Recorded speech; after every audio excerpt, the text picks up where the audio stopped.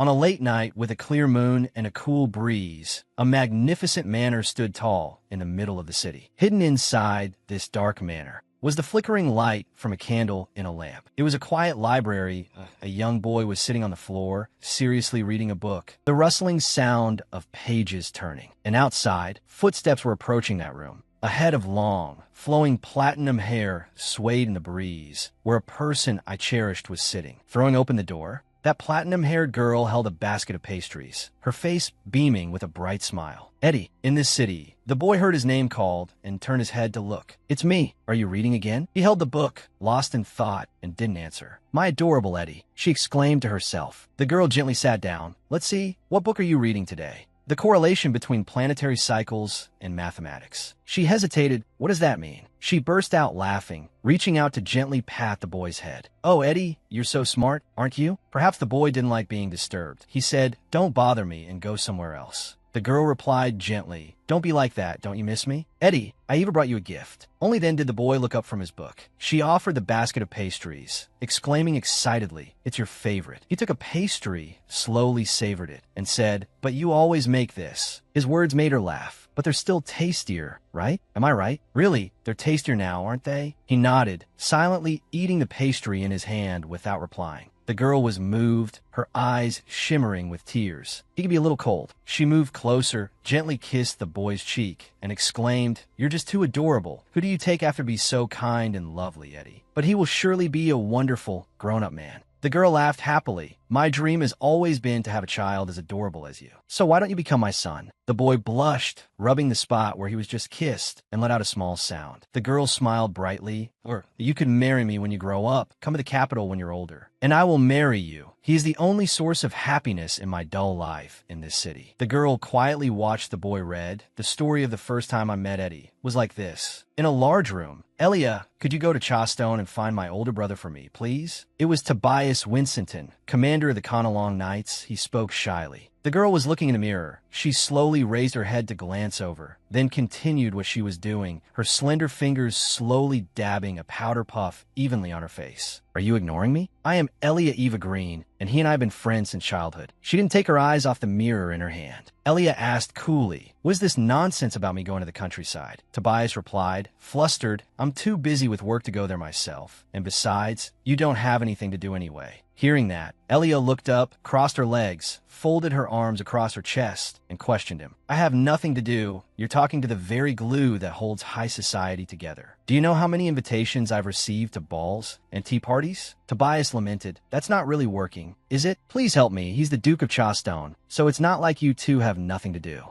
with each other. Hearing this, Elia asked indignantly, are you trying to take advantage of the fact that my family are your vassals? Hearing that, Tobias wailed, that's not it. I'm asking for help from my friend. You said you were bored with parties and socializing lately, didn't you? As if he'd hit a nerve, Elia suddenly fell silent. Tobias continued, think of it as going to a peaceful place to rest and enjoy a little relaxation. And while you're there, Tobias stammered, I'd really appreciate it if you'd look for my brother for me. After all, you're the glue of high society, so I'd be suspicious if my brother said no to you. Elia pondered. She mulled it over. A rest in the countryside. Huh? Tobias was overjoyed. He affirmed brightly, that's right. Doesn't that sound wonderful? And Chastone is near the sea, so I can stroll along the coast. Thinking this, Elia painted a beautiful picture where she could walk on the beautiful sand, the sun shining on the sea's surface, the clear blue water shimmering with a metallic sheen, flower petals gently soaring on the fresh breeze. And seeing the clear blue water every day, it sounds so relaxing. She had forgotten the real purpose of the trip. The fantasy ended. Elia daydreamed. Well, maybe spending a month there wouldn't be so bad, would it? A few days later, on a beautiful sunny day, the jingle of a horse-drawn carriage rang out on the road, the rattling sound from the carriage and the constant clatter of hooves. The noisy sounds disturbed the peaceful neighborhood. The sound of hooves on the road clopped steadily. Elia sat in the carriage. She grimaced as she looked out at the road through the window. I was wrong. This is truly a desolate place here.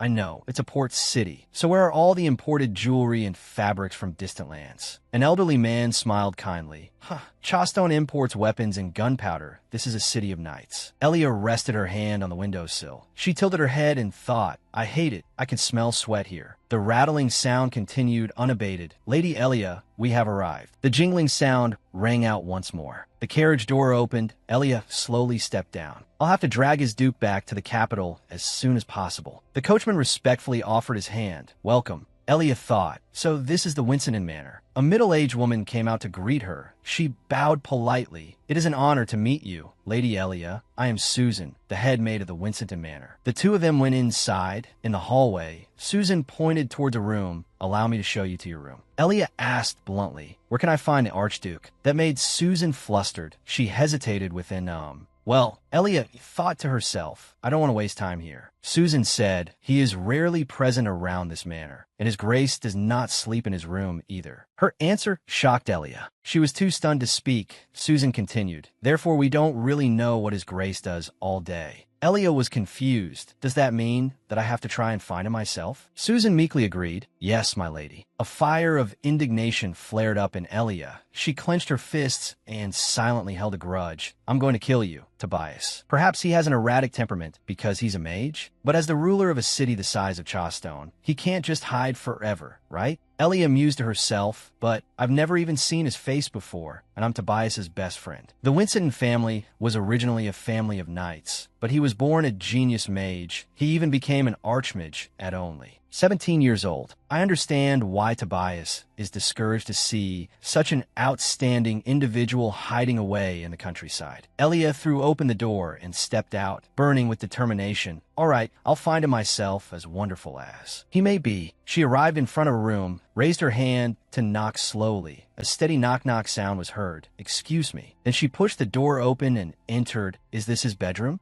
Of course he's not here. The large room was clean and tidy, but there was no one in sight. The head maid said he doesn't even sleep here. He's not in his laboratory or his study either. Elia went to every room, only to come out dejected in the end. I even asked the servants here. Every single one of them shook their heads, not knowing. Elia thought in frustration. Does he even exist? Under the warm sunlight, Elia sat on a swing. She sighed deeply. I've tried my best. Susan entered. Lady Elia, followed by a maid with a rolling cart carrying a teapot. We have just prepared some tea. For you. You said your name is Susan, right? Yes, my lady. Susan replied as she tilted the pot. The beautifully deep red tea poured out, hot and fragrant. Elia asked, can you tell me what the Archduke's face looks like? I feel like I might have walked past him without realizing it was him. Susan respectfully replied, I have worked here for the past 10 years, but even I have rarely had an audience with him. Elia was stunned. What? Even the head maid doesn't know what he looks like? That's a bit much, isn't it? How do they know he's not missing? Susan replied gently, there's only one thing I can tell you about his grace. He has red eyes. They're extremely striking. I'm afraid that's all I can tell you about him. Hearing that, Elia fell in a deep thought. It seems he's not much like Tobias. All I have to go on are those red eyes, huh? Elia thought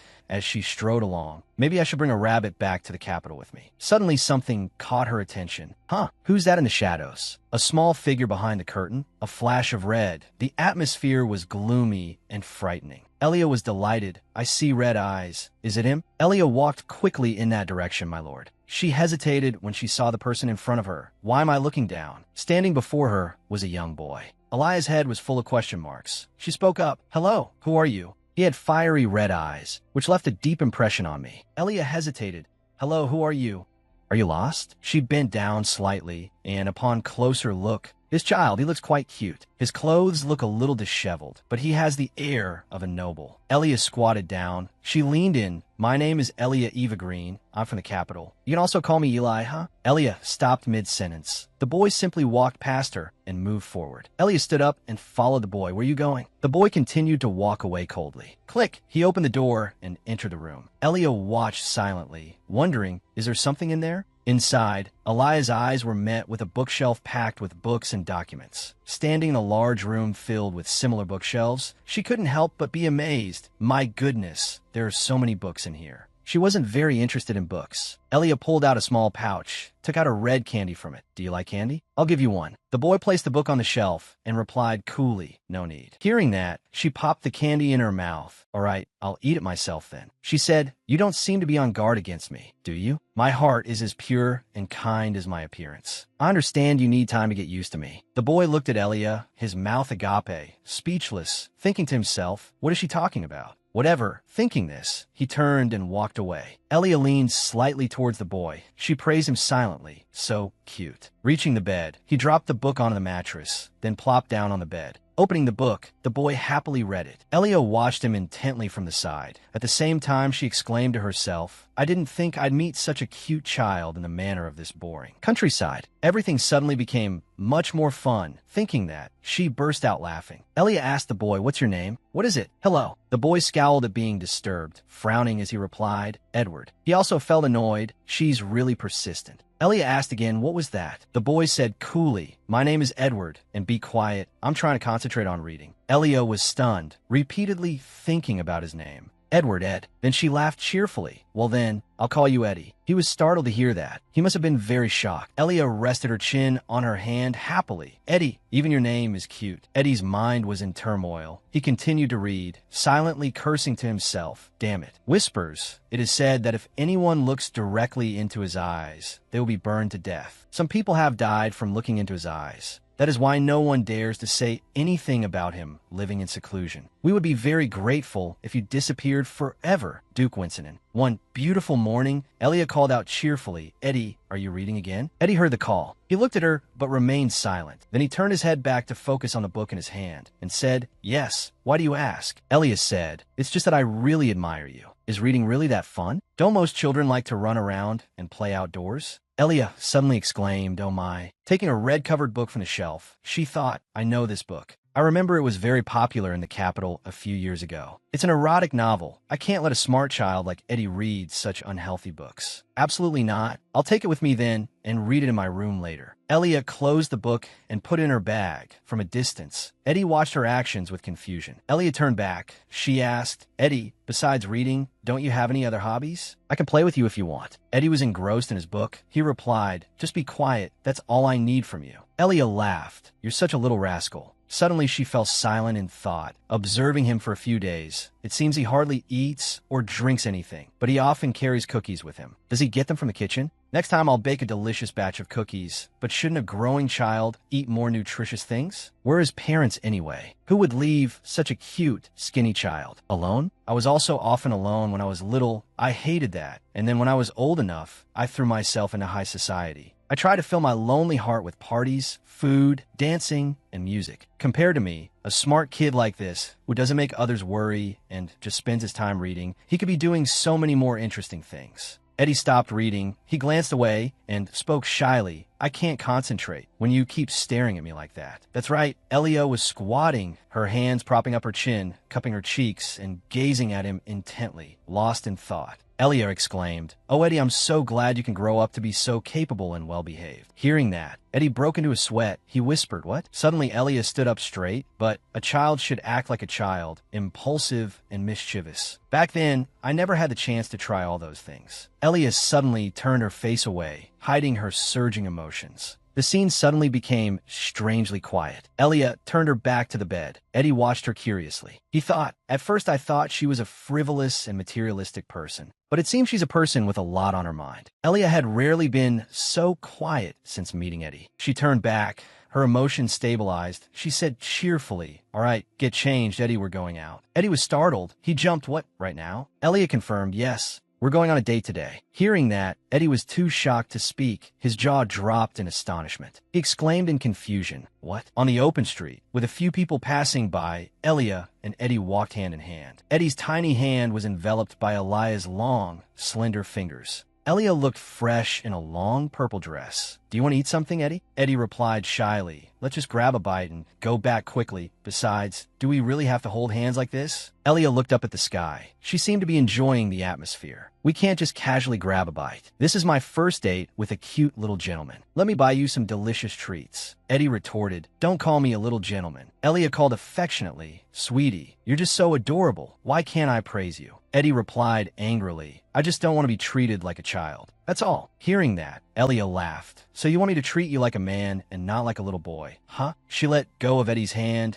Their fingers briefly touched. She compromised. All right, Eddie, from now on, I will treat you as a gentleman escorting me. Elia brought her hand to her chest, smiling gently. She lifted her skirt, bowed slightly, and gave a small curtsy. It is my honor to spend the day with you, Master Edward. Eddie blushed, he thought shyly. Suddenly, Eddie turned away abruptly. Then let's go. His face was as red as a ripe tomato. Elia chuckled. Do you even know where to go? A luxurious building with brown brick walls and white paint, giving off a Western feel that was both classic and modern. Inside was a romantic restaurant space, a place specializing in dates for couples. Eddie said naively, I didn't know there was a place like this in Chawstone. Elia smiled smugly. I did a lot of research to find this place, so I guess Chawstone isn't a completely hopeless place after all. The food was served, looking luxurious and beautiful. Elia said excitedly, All right, Eddie, let's eat. Eddie seriously ate his steak. Elia sat opposite, elegantly enjoying a glass of wine, watching him intently. He's eating with such a good appetite. I don't know who his parents are, but he must come from a noble family. He's very knowledgeable, and he even knows table etiquette. Elia rested her chin on one hand, smiling to herself. Well, it doesn't matter what family he comes from. He's just too cute. Excuse me, miss, a voice spoke up, breaking the atmosphere between the two. There's a handkerchief that fell behind your chair, and I assume it must be yours. An incredibly handsome blonde man appeared, holding a handkerchief and offering it towards Elia. She exclaimed in surprise. Oh, from this uniform, he's probably a knight of the Winston House, and he must be a high-ranking member of the knightly order. He's quite handsome too, but not my type. Still, I should be polite. Elia reached out to take the handkerchief. Who knows, maybe I'll end up having a short romance in this boring countryside. She gave a lovely smile. Thank you. The man left, giving Elia a slight nod. She also nodded gently in return. She thought, if the Duke shows up soon, I'll take him back to the capital immediately. I'll make him fall head over heels for this beauty. Then her mood immediately sank. All right, I probably have to find the Duke first. I completely forgot about that. I can't be thinking about dating. Eddie pensively watched Elia's emotional roller coaster. He held the glass of water in his hand, his eyes scanning the restaurant. Everyone's gaze was directed at her, but it seems she isn't affected by it. Moreover, it seems she quite enjoys the attention. But if I look closely, even I have to admit that she is quite beautiful. Eddie, a voice called out, cutting through his thoughts. Eddie startled and stammered, What is it? Elia rested her chin on her hand. Did you see that? Eddie asked back, See what? She said, Did you see me acting shy just now? She laughed out loud. It looks interesting, doesn't it? But I'm only revealing this secret to you. Eddie was bewildered. Elia propped her hands on the table cheerfully and said, Edward, when you grow up, remember to be careful of women who often act timid and shy. Smart kids like you easily fall for this kind of thing. Eddie's brain short-circuited. He told himself, this woman is not trustworthy at all. Evening sunset. The sky was a brilliant orange red. Susan spoke in a high-spirited voice. Oh, Lady Elia, welcome back. We are preparing dinner for you. Elia said, I won't be having dinner tonight. I've already dined with this polite young gentleman. Susan asked back, bewildered. I beg your pardon, a young gentleman. Then she looked down. Suddenly, Susan was stunned. She was horrified to see Eddie next to Elia. Oh, my arch. Hello, mother. Eddie's calm greeting rang out, cutting off her panic. A giant question mark popped into Susan's head. Elia was also bewildered. What? Hearing that, Susan became even more terrified. She was frozen to the spot, trembling. Meanwhile, Elia asked Eddie in surprise, Susan is your mother? Eddie, I never would have guessed. Eddie seems to only eat cookies, so I took him out for a meal. Susan averted her eyes. She stammered, Is that so? Eddie's face darkened as he glared at Susan, as if receiving a warning signal. She was so scared she wanted to cry. Elia laughed. She exclaimed cheerfully, That's great, isn't it? While you're busy, I can look after Eddie for you. But beside her, Eddie was still scowling menacingly. Elia smiled brightly. He's such a mature little boy. He's also very cute, sweet, and adorable. Hearing that, Susan felt even heavier, as if she were carrying tons of rocks. Elia was surprised. Susan, you look so pale. Are you sick? Being asked, Susan stammered, No, I'm fine. I just thought. Her voice grew increasingly shaky and faint. Night fell. Darkness enveloped the entire space. Elia asked gently, Are you going to the library again? There's really no stopping you. I've never met anyone who only knows how to read like you. The two of them strode down the hallway. Elia said, Aren't you the least bit curious about me after we spent the whole day together? Eddie asked nonchalantly, Curious about what? Elia leaned in slightly. She giggled. Anything, I'll answer anything any question you want to know about me. Eddie hummed. He seemed to be thinking. What is your life like in the capital? Elia scratched her chin with her finger. The capital? Huh. She hummed. How should I explain this to a kid? Elia thought to herself. To survive long term, you're forced to become the predator before you're caught, as prey, planning, establishing connections, and looking down on the upper class as if I ruled it. But I can't tell a kid that. Elia clasped her hands behind her back. She forced a smile. Oh, I usually go shopping and to parties. I could tell you about Tobias if you want. Eddie wondered, Tobias? Tobias Winsington. Elia let out an oh. She asked in surprise, you know him? Elia thought, I think he must be a very famous swordsman. Or maybe it's because Eddie is interested in swordsmanship. Elia smiled gently. He's my best friend. He has his flaws. But at the same time, he's a good person. Elia paused, as if she had realized something. Eddie, his expression seemed to darken. Could it be that he doesn't have any friends? Which means that's the reason he always spends the whole day in the library reading. Arriving in front of the room, Eddie pushed the door, which made a piercing creak. He was about to enter the room, then turned around as if to subtly dismiss Elia. Eddie said, you can go now. Elia opened her arms. She lifted Eddie up, the boy fitting snugly in her arms. Elia said with determination, all right, from now on, I will be your friend, Eddie. He was both shy and stunned. What? Holding Eddie in her arms, Elia laughed and said, let me be your childhood friend. Although there's a bit of an age gap between us, that's not a problem, right? What do you think? Elia was filled with affection for Eddie. He was awkwardly flustered. Yes, okay, hurry up and put me down. Putting Eddie down, Elia was happy to have achieved her goal. That's right. Later, when you have a real friend in your life, I will leave. She raised her hand to Eddie's cheek, and to commemorate us becoming friends. Eddie's face was full of questions. Elia moved closer and kissed his cheek. Eddie froze, his eyes wide as he raised a hand to touch his face. Seeing this, Elia burst out laughing. Did I startle you? Oh my, that's just how close friends show affection for each other. There's no other meaning to it at all. You should remember to only kiss the cheeks of people you're really close to. But since you're still young, you get a special exception. Eddie was subdued. His face and hands were flushed. The boy turned away because... Click! Eddie went into the room and closed the door, leaving Elia standing there. She giggled. That was surprising.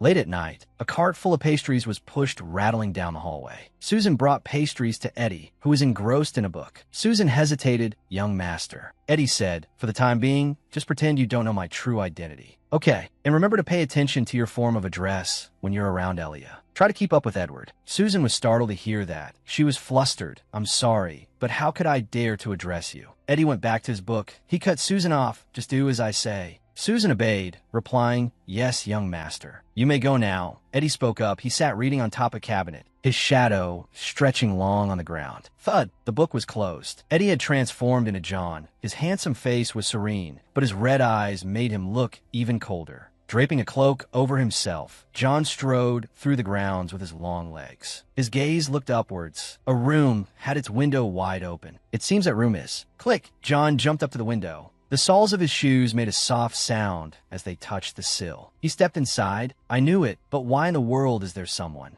How can a woman sleep with the window wide open? So careless. Elia was fast asleep, letting out steady snores, her thin pajamas in disarray. John blushed and looked away. She seemed to be sound asleep. The snoring sound was incessant. I was just going to close the window and leave, but Elia grabbed the blanket, letting out a dissatisfied grunt, whatever. Pulling it over her head, she thrashed around in the blanket. Elia snorted, writhing under the thick blanket, moaning in her sleep, so hot. John mused at the indescribable scene. What a foolish woman. After judging Elia, John closed the door and left immediately. In the kitchen, the table was covered with eggs, flour, and baking tools. Elia, her face smudged, wiped her forehead and exclaimed, whoa. A maid spoke up. Lady Elia, you truly have a gift. One could never tell this is your first time making those cookies. Elia exclaimed, really? They continued, and your determination is admirable. Since the sun had set a while ago, everyone's face was weary, but they still forced a smile, silently praying, please let us go to bed now. Elia took off her hat. She smiled and said, I even think I did a pretty good job. Thank you so much for teaching me. I'll be back if they are well received. Turning to leave, Elia leisurely waved her hand. The two maids bowed sorrowfully. Yes, my lady. They talked to each other. One said, but she never tasted them, and I think she put too much sugar in them. The other replied, leave her be. I'm sure that's just how she likes them. The next day, the morning was beautiful, with a blue sky, white clouds, and golden sunshine. Elia lay gloomily face down on the mattress. I'm so sleepy. Maybe I did too much yesterday. Elia sat up, but I should get up since it's already noon, right?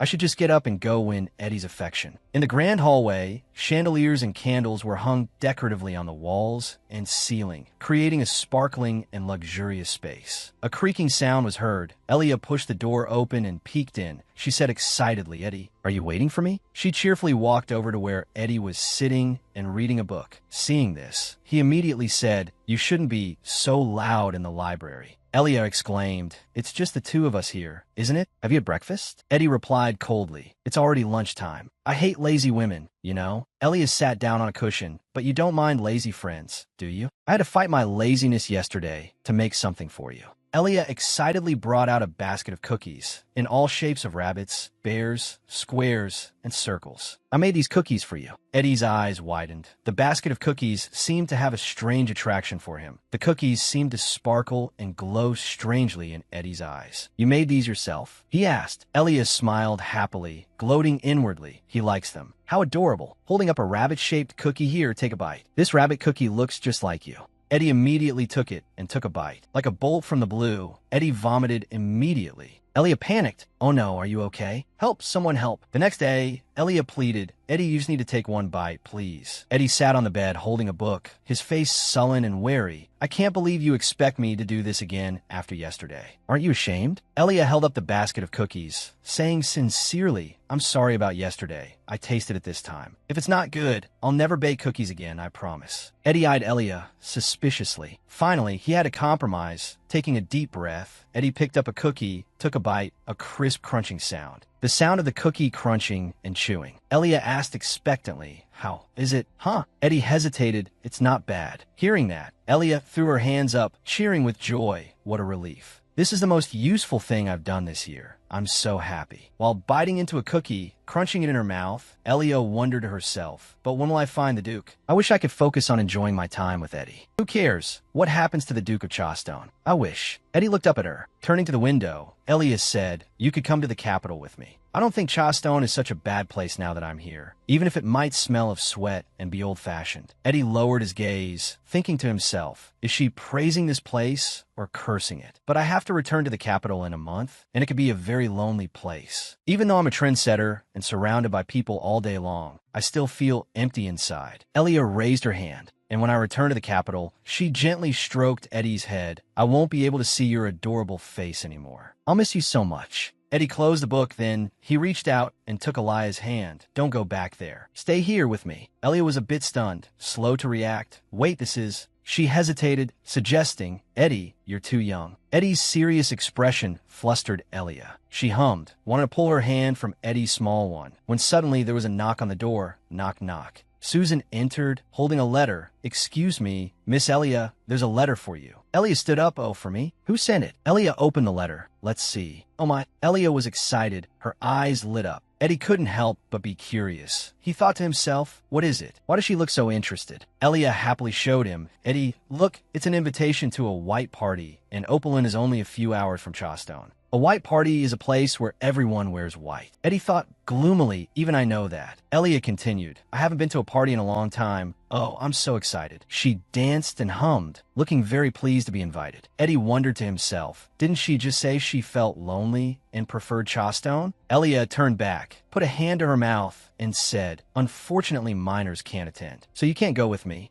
I'll go have some fun by myself, so you need to wait here, okay?" Eddie got angry, his heart sinking. What? She actually intends to go to that damn party. It was as if a fire of anger was burning around Eddie. The white mermaid dress was exquisitely designed. The long bodice hugged the body. The strapless top revealed the wearer's shoulders and slender neck. A voice rang out. After a moment of reflection, a quick decision was made. "I think I'll take this dress." Elia thought, "I'm not completely satisfied, but it should be fine." The man beside her bowed. "Yes, my lady." Elia smiled. "It's been a long time since I've felt this way." In the library, Eddie was engrossed in a book on the familiar long chair. Eddie focused on the book in his hand. Then his gaze suddenly changed. "Why do you look so sad, Eddie?" Eddie sat on the chair. He blushed and replied, "It's nothing." Elia stood behind him, teasing, "You clearly look upset. Are you sad because I'm not taking you with me?" As if she'd hit a nerve, Eddie didn't answer, angry. Elia gently coaxed, "Eddie, when I return to the capital and throw my own party, I'll definitely invite you, okay? He turned away sharply. But that means you'll be leaving sooner, and I don't want that. Elia asked, what's wrong with you today? Even if I wanted to, I couldn't take you. Children have never been allowed. Then Elia left. She cheerfully waved goodbye to him. I know you'll be bored today, but it'll be okay, Eddie. In a flashback, Eddie lowered his head slightly. He said, she's really a fool. Knock, knock. A knock was heard at the door. Your Grace the Duke, may I come in? Susan was carrying a tray of something. You've received a lot of mail today. Your Grace. There's even one from Opalin. She covered her mouth and giggled. I can't believe it's time for the white party. That's where I met my husband. Thinking about it now, I think I was too blinded by love because I was so young then. Putting the tray full of letters down, she said, I'm sure you would also agree that I'm too good for him, Duke. Suddenly, Eddie's eyes lit up. Susan. She was startled and covered her mouth, afraid she had been impolite in her excitement. Susan quickly bowed, flustered and admitting her fault. My apologies, Duke. I spoke without thinking, didn't I? I made a grave mistake. Please forgive me. Throwing off the cloak, Eddie picked up the invitation to the white party. He ordered, prepare the carriage to Opalin. I will attend the white party. Now, as John, a toned 8-pack physique, full of charm, appeared. A beautiful sunset afternoon, the young ladies and gentlemen arrived at the party. Everyone who entered had to present their invitation to confirm their identity. The space inside was incredibly luxurious. The chandelier combining candles and electric lights was decorated magnificently. Suddenly, the atmosphere changed. A woman entered, making everyone pay attention. The men watched with adoration, while those of the same sex were red-eyed with envy. It was Elia. She was already beautiful, but now wearing a custom-designed dress with delicate makeup made her many times more attractive. Elia became more excited. It's been so long since I received this much attention. I love it. She covered her mouth with a smug smile.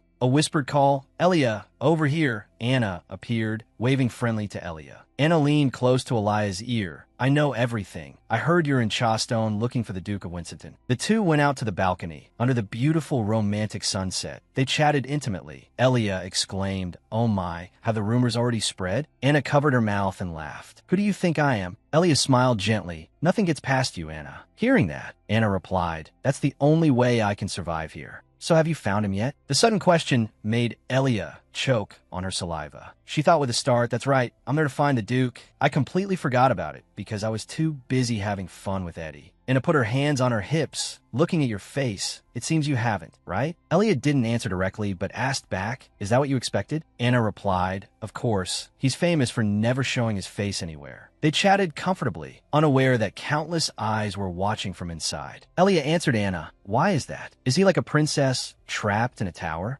Anna stroked her chin, imagining a fierce red dragon breathing fire as she spoke. The Duke is like the dragon guarding the tower because it breathes fire. Elia, beside her, was bewildered. He breathes fire. Anna continued, I'm sure you already know the Duke is a great mage. His skill is fire magic, but he couldn't control it when he was young. He has magic contained in his eyes, so he can also create fire from them. People say that many have died just from a glance from him. Elia was bewildered. She thought to herself, I never knew about this. Even Aunt Susan didn't mention anything about it. Anna said, if you had met the Duke, you wouldn't be standing here now. Elia was confused, I see. Anna was astonished. You really didn't know? I thought you would have looked into it. So what have you been doing in Charstone? Elia, fuming with anger, condemned. I wanted to rest and relax a bit, but then that damn Tobias asked for my help. I'll burn him to a crisp when I see him again. She clenched her fist, enough to show how furious she was. Seeing this, Anna broke into a cold sweat and forced a laugh. Then Elia sighed. We should go back inside. I haven't had a martini in a long time.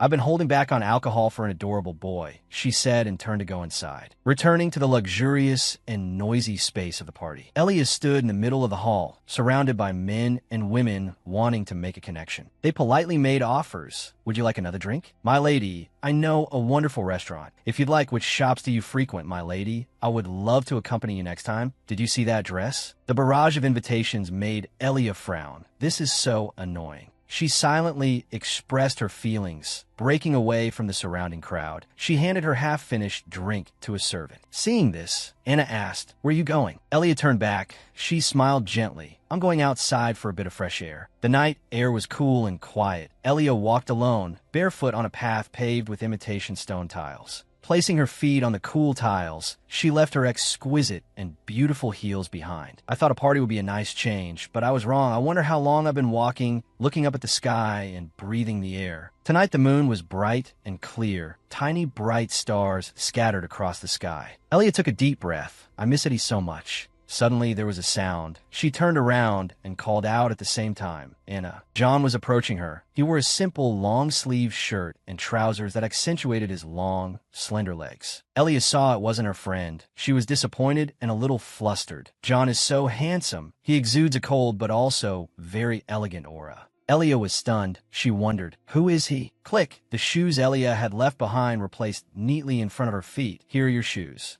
John knelt down, naturally lifted her foot, and put the shoe on. Her foot slid gently into the shoe. When both sides were done, John gallantly pulled the hem of her dress over Elia's feet. She was shy. Who are you? John replied coolly, I am Edward. Edward. He has the same name as Eddie. The mention of Eddie made Elia feel like she could fly to the sky with fondness. However, he didn't look like Eddie at all. John slowly stood up. She placed a hand on her chest and introduced herself. My name is Elia Eva Green. John's cheeks flushed. He replied, I know. I've known about you. The wind blew fiercely, messing up Elia's hair. John reached out to tuck her hair back. For a long time. Hearing that, Elia was slightly bewildered. She thought in confusion, he knows about me for a long time. But I've never heard of him, even though I'm at the center of high society and know everyone. And he's so handsome and gives off a mysterious feeling. I would never forget a face like that. I want to know more about him. Elia's eyes sparkled, as if they only contained John's reflection. Stepping forward, Elia spoke,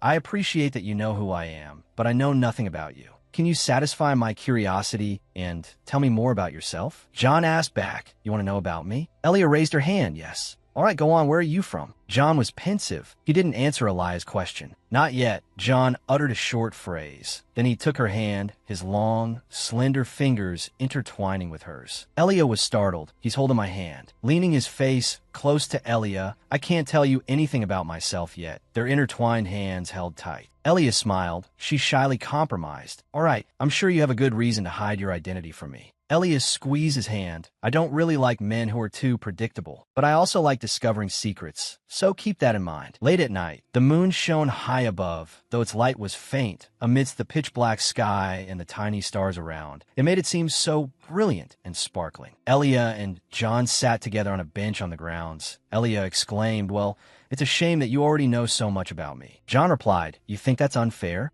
Elia sighed. No, it doesn't matter. Relationships are always unfair anyway. The one who opens their heart first is the loser, no matter how much the other person knows about you. The one who catches feelings first will lose. And their hands were still tightly intertwined and now seemed to squeeze even tighter. Don't like to lose much. Hearing this, John blushed. He looked away. I will let you be the winner in the future and accept being the loser. John squeezed her hand even tighter. Elia turned to him. You're saying you'll choose to lose? That's ridiculous. All right, then I'll keep on winning. She silently commented on John. He has an innocent face, but is well-spoken, and he hasn't let go of my hand at all. What a captivating man. Thinking this, Elia suddenly smiled. She stood up, pulling John along. All right, let's go for a little walk. Elia's unexpected spontaneity startled John. His face and ears turned as red as a ripe tomato. The two walked hand in hand on the grounds. Elias said, the party will be ending soon. And I know it's quite late, but would you mind if I introduce you to my friend? John gently refused. No, there's no need. Elia wondered why. Don't you like meeting people? John replied, no, nothing in particular. Elia smiled. She silently rejoiced at her guess. So that means he only wants to see me tonight. How adorable. Moving towards the building. In contrast to the quiet and intimate atmosphere between them outside, the loud noise could be heard even from a distance. Reaching the door, Elia turned back. I'm sorry, Edward, but I have to go now. She asked expectantly, can I see you again?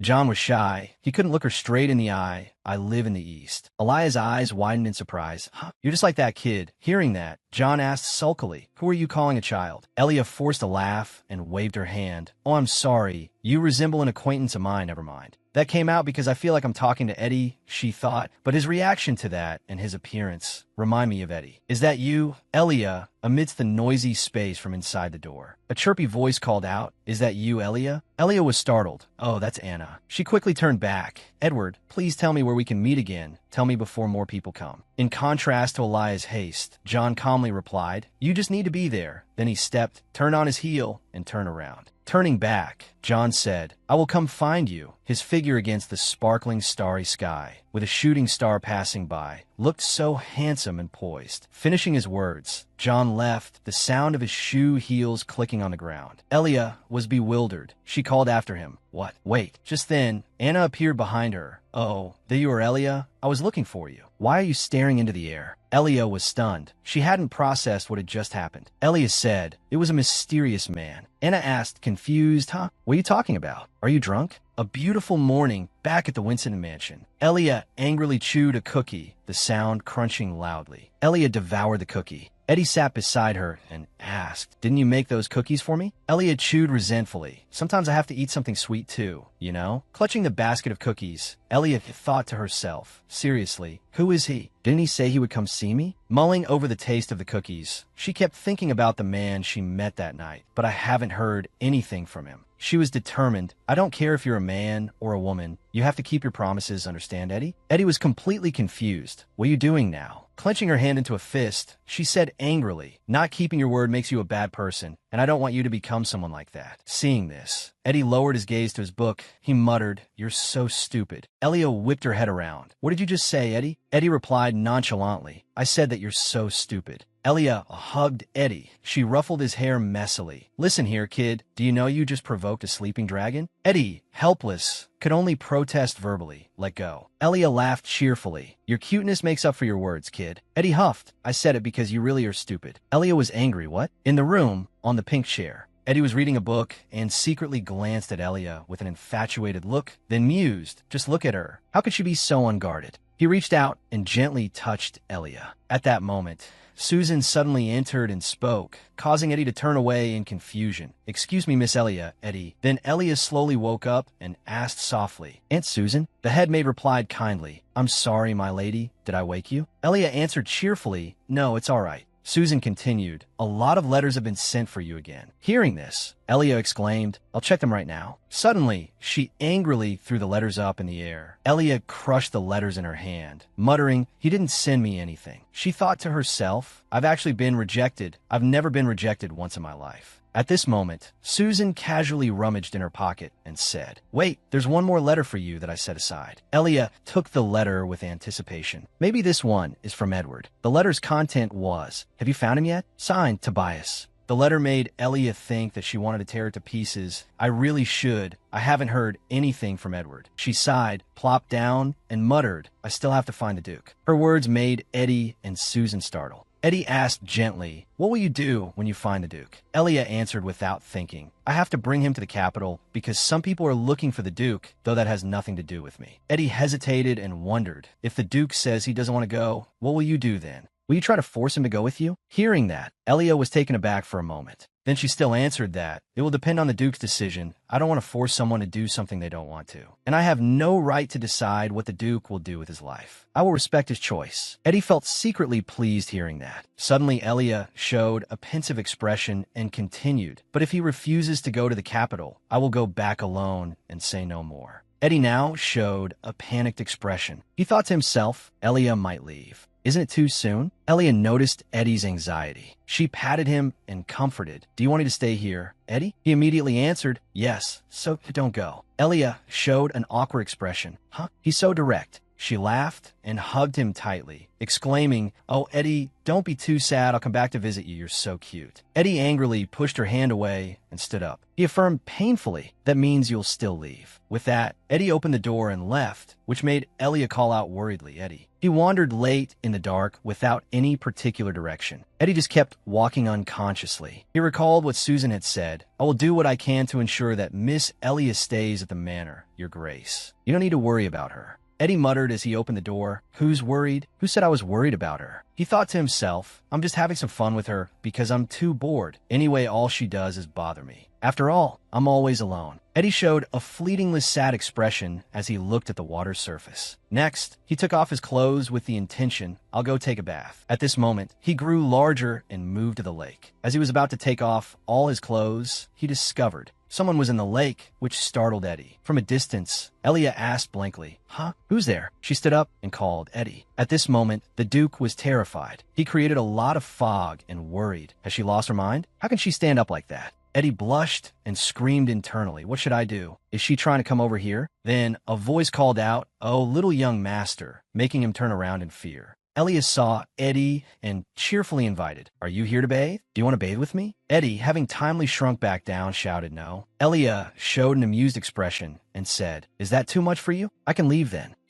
Eddie shyly shouted, No, it's okay. Please just stay there. Saying that, he ran away blushing, still yelling, What if someone else sees you, you fool? Seeing this, Elia hesitantly called, Eddie, wait. She muttered, What's wrong with him? And is it always this steamy? Eddie returned to his room. He panted and cursed himself. Damn it. Eddie shyly recalled the sensual images of Elia and silently blamed her. Isn't she ashamed at all? Then he asked himself, Is she okay with us bathing together? Eddie then became angry, clenching his fists and thinking, She treats me like a kid. I know I brought this on myself by appearing like this when I first met her, but I hate the way she treats me like this, damn it. Elia stood tall and said, Eddie, I think you should experience more of the outside world. Eddie didn't understand, so he looked at her in confusion. Huh? What are you talking about so suddenly? Elia answered, I heard that the only time you go outside the manor is for dinner. Aunt Susan told me. She snatched the book and suggested, Learning from books is a good thing, but experiencing things for yourself will also be priceless for you. So today, let's have some practical learning. Eddie replied helplessly, All right. In the middle of the city, where the bustling fair was taking place with lots of chatter among the passers-by, Eddie and Elia happily held hands and strolled through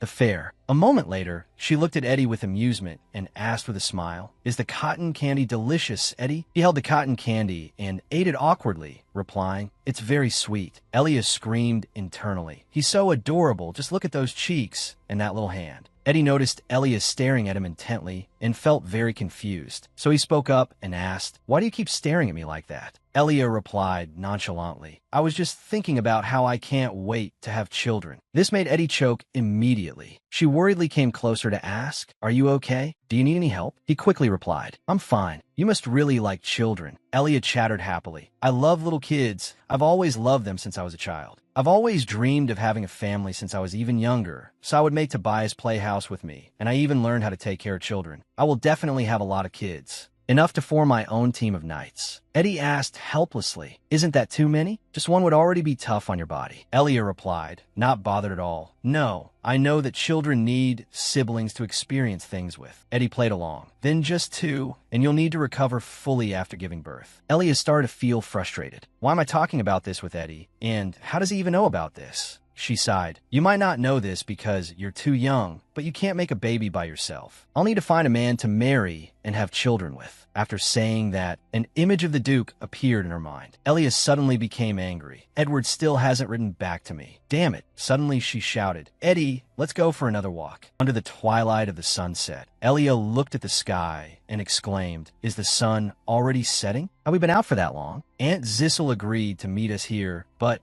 she looked around worriedly. It's more crowded than usual today. I need to be careful so we don't get separated. Elia instructed, Eddie, don't let go of my hand, okay? I'd hate to lose you in the crowd. Eddie obediently replied, Then you have to make sure you don't let go either. A person walking by accidentally bumped into Elia. She lamented, Why are there so many people here today? As they walked, Eddie explained, The Kara Sea is calm this year, so merchants and locals are using this time to get everything done. Elia praised him with delight. You really are a smart kid. Right, sweetie? Did Aunt Zissel teach you that? Eddie replied without modesty. It's just basic knowledge. Elia held his hand tightly, thinking, I don't understand how Charlton can be so bustling. It's too dangerous for Eddie to be out at this time. Thinking this, she made a suggestion. All right, I'll have to carry you. Hearing that, Eddie was startled and exclaimed, What? He worried, but she can barely stand steady. She should really worry about herself first. Eddie walked on and flatly refused. It's fine. I can walk by myself, so don't worry about me. Elia worriedly ran after him, calling out loudly, "Wait, Eddie, wait for me. Slow down, or I'll lose you." As she said that, Eddie gradually blended into the crowd and disappeared. Not seeing him anywhere, Elia panicked and shouted, "Eddie!" Her shout made Eddie turn his head and realize that they had lost each other. He shouted worriedly, "Elia, damn it, why now of all times?" At that moment, Eddie made his body grow larger, so he could search more easily and continue to call, "Elia!" At the same time, Elia was also searching frantically. "Eddie, Eddie, where have you gone?" Because she wasn't paying attention, she accidentally bumped into a passerby. The man angrily grabbed Elia's arm and shouted, "Hey, why did you run into me, you woman?" Elia felt pain but still replied politely, "I'm sorry. Please excuse me. I'm in a bit of a hurry." The passerby saw Elia's beauty. A vile expression appeared on his face, and he suggested, "Why don't you make it up to me by having a drink with me, young lady?"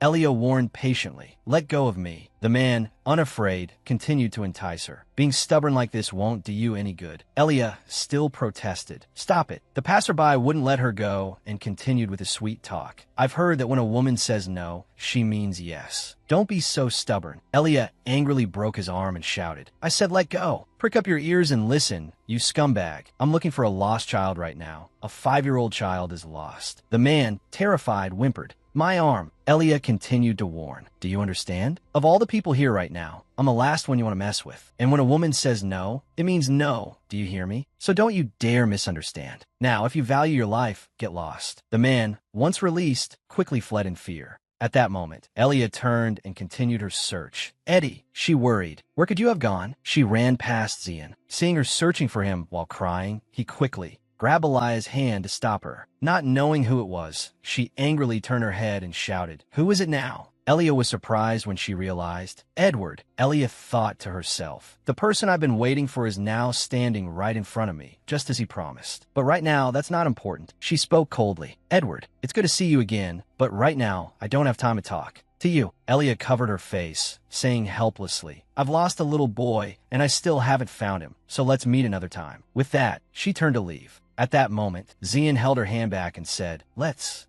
look for him together, and we'll find him." He gently placed a hand on Elia's shoulder to comfort her, "So don't cry anymore." Although tears were streaming down her face, Elia said sarcastically, "Who said I was crying?" Zian indulgently wiped away her tears and said, "You're right, you're clearly not crying." Elia felt comforted. Her heart felt lighter. "His presence makes my heart feel so at peace. I truly believe that we would find Eddie." Elia was grateful. "Thank you for helping me. Let's go find him together." Zian took her hand and replied kindly, "Okay." As they walked, Elia suggested, "I think we should ask for help from the local authorities." Hearing that, Zian spoke up, "I know the way there. Let's go quickly." Elia immediately agreed. "Okay." As they moved, Elia was still sadly blaming herself. "Do you think Eddie will be okay? I shouldn't have let go of his hand." She regretfully clutched Zian's shirt. "He would be safe right now if I hadn't lost him." He turned his head and gently comforted her. "You never know. Maybe he's looking for you too." Elia chided petulantly, "What are you thinking? Eddie is just a small, cute child. He's not big like you.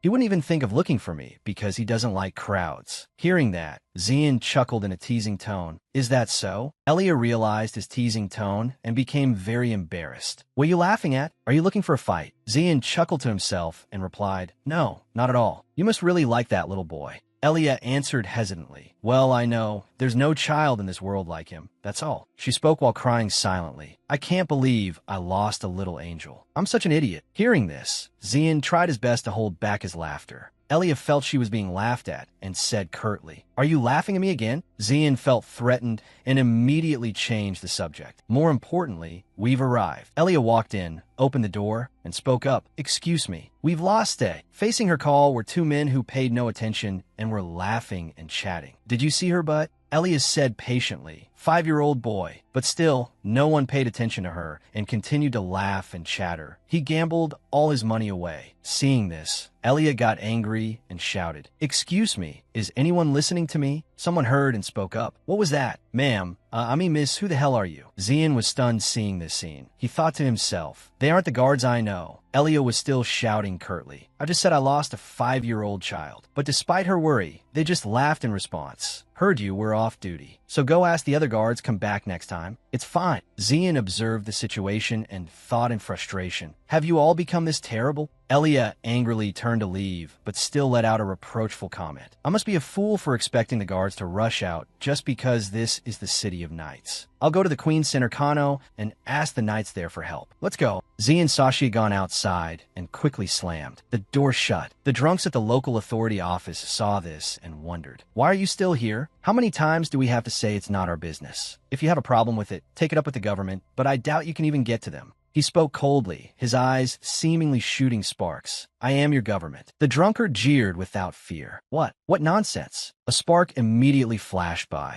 Seeing it, he instantly realized, flames it can't be. At that moment, he exclaimed in fear, the Duke. A moment later, the blazing fire surrounded all four men, making them terrified. Zian threatened, get out of here now. If you remain stubborn, I will burn you all with this fire. They pleaded in fear. Please don't. Your Grace, we understand. Please put out your fire. The four drunks knelt on the ground and said, trembling, if you could describe the boy to us, we will do our best to find him for you. Zian spoke without reservation. Go. You can redeem yourselves by finding Father Stone. I will personally review your performance tonight. There will be no second chances. They obeyed in fear. Yes, your Grace. Under the twilight of the sunset, Elia was confused when she noticed that many guards were rushing out to search. She wondered to Zian, who was approaching, what's going on? The guards have all run out, and what's more, what took you so long? He walked over calmly and replied, I had some business to take care of. Elia questioned angrily, how disappointing. Is this really called the City of Knights? I'll have to limit taking Eddie out from now on. Hearing that, Zian felt sad inside. She's disappointed. Elia quickly regained her composure and said, let's hurry back to the manor and ask the knights there for help. After that, we'll continue searching. Let's get there before Aunt Susan leaves. Zian followed and agreed. All right. As he walked, he thought to himself, I need to get out and engage with this city more to manage it. I didn't think it had gotten this chaotic. Elia returned and asked hesitantly, is Eddie back at the manor, Auntie? Susan replied hesitantly, yes, miss. Elia asked worriedly, so where is he? I want to make sure he's safe. Susan thought to herself, he is indeed here. Then she looked at Zian with a helpless expression as he was signaling her to hide this. Finally, Susan had to stammer in reply. Yes, he just fell asleep. I think you shouldn't wake him up. Elia felt relieved and said, is that so? I understand. She continued worriedly. I'm so glad Eddie is safe, but I'm very sorry. Aunt Susan, I shouldn't have lost Eddie in the first place. At this, Susan also comforted her. Don't worry, miss. I'm very grateful to you for taking Eddie out for the first time. The headmaid advised, I think it would be better for you two to go out to the garden to relax for a bit. I will prepare and bring out some tea. Elia replied, thank you, Auntie. Late at night, under a starry sky, Elia sat on a swing and sighed. Today was such a tiring day. Sorry for dragging you into this. Hearing that, Zian also replied, you don't need to feel sorry. Then Elia turned to ask a question. By the way, where have you been? If you have a reason for cutting off contact with me for so long, just tell me, and I'll forgive you. She saw Zian's thoughtful expression and asked worriedly, what? Is it something hard to talk about? Elia received no response from him, but wasn't angry at all. She happily rested her head on Zian's shoulder and said, all right, then just let me look at your face. Having you here is more than enough. Hearing that, Zian replied with amusement, if you wish, I promise I will find every way to be by your side. Elia heard this and replied excitedly, remember that. Then she continued to ask, but where will you stay tonight? If you have nowhere to go. As she asked, Elia's eyes gradually closed. All the exhaustion from today is making me fall asleep. The next morning, she woke up with a start. Elia shot up and shouted, Eddie! She immediately ran off, searching and asking, Aunt Susan, where is Eddie? Hearing Elia's question, Susan stammered back, who? Oh, him. Noticing her hesitation, she shouted angrily, he's disappeared again? That little rascal! Eddie had now shrunk back down and was in his room, reading the diary of Father Stone's protector. Tobias held Elia's reply letter in his hand, which read, not yet. Signed, Elia. He then mumbled, it seems even the great Elia can't persuade my brother. It looks like she's very eager to return to the capital. He mounted his horse and continued, since I have some free time, I'll go and bring her back. Wait for me, my friend, Toby, will be there soon. Ink stains and crumpled papers were scattered on the table. A small hand held a quill, carefully writing each word. Dear Elia, Eddie paused. He seemed to be out of ideas. The nib pressed into the paper. An ink drop bled out and soaked a patch. A trembling hand angrily gripped the pen. Why do I find it so hard to write a stupid letter? I can't even write a single sentence. I want to write to Elia because she looked so sad. Eddie recalled the sight of a gloomy Elia slumped over the table. I can't believe I'm being toyed with. Is it that hard to write a letter? Why me? Thinking this, Eddie went back to work with another blank sheet of paper, his face full of anguish. Expanding on magical theory or drafting an official document is much easier. Getting up from his chair, Eddie looked out the window and sighed. It's already noon, so Elia should be awake by now. Maybe I should go and walk around the garden before Elia gets here. Strolling in the garden, Eddie suddenly saw the back of someone who looked like Elia. He called out, "Elia!" Before he could finish the word, he froze because the girl was embracing a man. They looked extremely intimate. Eddie was bewildered.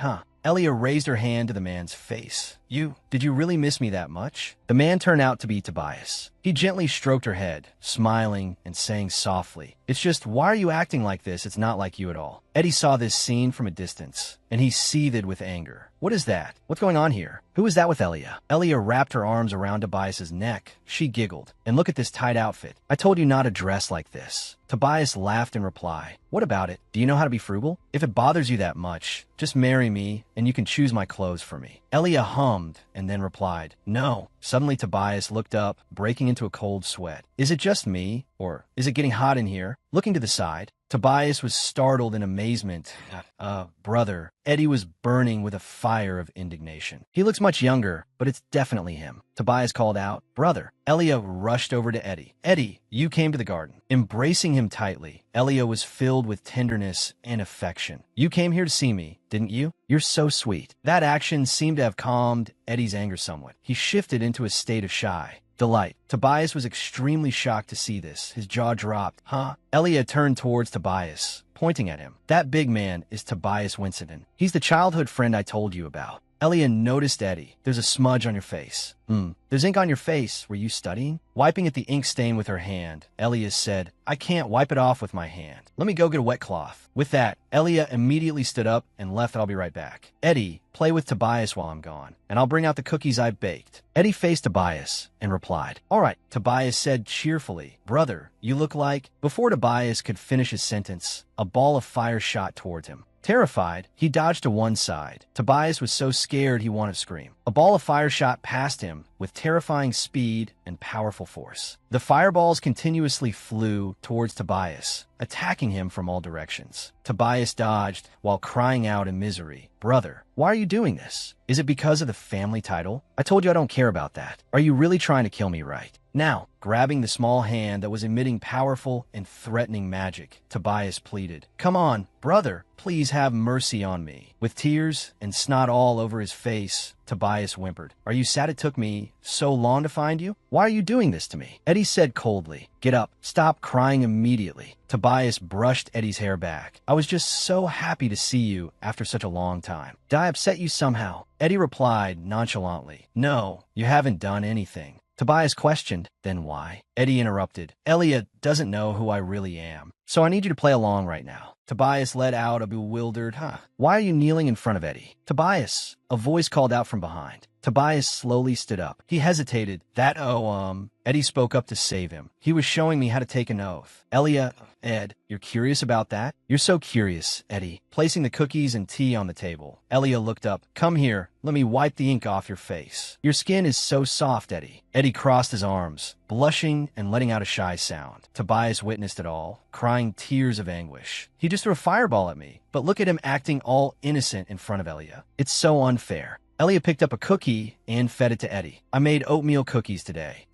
He opened his mouth and took the cookie very naturally. I want her to stop treating me like a child. Tobias was stunned and questioned. Why is he being so nice to Elia? That's so strange. He's never been like that with anyone. Elia said, You should try one too. Toby, Tobias asked, Are you trying to break my teeth today? I still remember the bricks you baked and called cookies. Shoving a cookie into Tobias's mouth, Elia said irritably, Just shut up and try one. Taking a bite, Tobias was bewildered.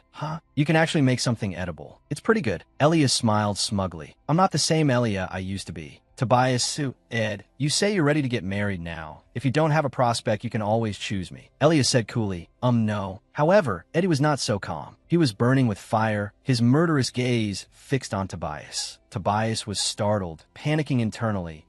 Why is he staring at me like that? Wait, could it be that he has feelings for her? Tobias was bewildered. I can't believe it. Why does he like her? But looking back at his expressions, all of his behavior right now makes sense. He really has feelings for Elia. Then he stopped himself. No, wait, it can't be. They're so different. Elia has lived a confident and luxurious life, surrounded by people. So there's no way she could understand the pain my brother hides in the shadows. It's true that Elia is a good person, but she's not right for him. I think it's best to separate them before things get too serious. Tobias spoke up. Elia, she hummed in response. When are you planning to return to the capital? The question startled both Elia and Eddie. Elia asked him back, why are you asking that now? Tobias continued to ask. So, when is a good time to ask? Elia was flustered. Good question. Chin in hand, chewing a cookie, Tobias said nonchalantly, I actually came here to take you back to the capital with me. After all, you still haven't found my brother, have you? Elia sighed, admitting with a smile, no, I haven't seen him at all. I'm starting to wonder if he's even alive. Tobias said, in the end, you have no reason to stay here anymore, so come back to the capital with me. Hearing this, Eddie thought angrily, why is he saying that? Elia calmly agreed with Tobias. All right, let's go. Eddie was horrified. He was too shocked to say a word. Eddie fell into deep thought. Elia is really going to leave. I want her to stay by my side for a little longer. He clenched the hand resting on his lap. What can I do to make Elia stay longer? What can I do? Elia continued. But I wish I could meet and talk to the Duke at least once. It feels like such a shame. Eddie rejoiced silently. That's it. Tobias walked comfortably, hand behind his head. Elia held Eddie's hand. The three of them strolled along the path on the grounds. Elia said, first, I have to pack my luggage. Tobias asked, can we stop by Andres on the way back to the capital? Elia asked back, where is that? Tobias's eyes sparkled. He replied, it's the biggest shopping district right now. I always have the best time there. Elia was surprised. The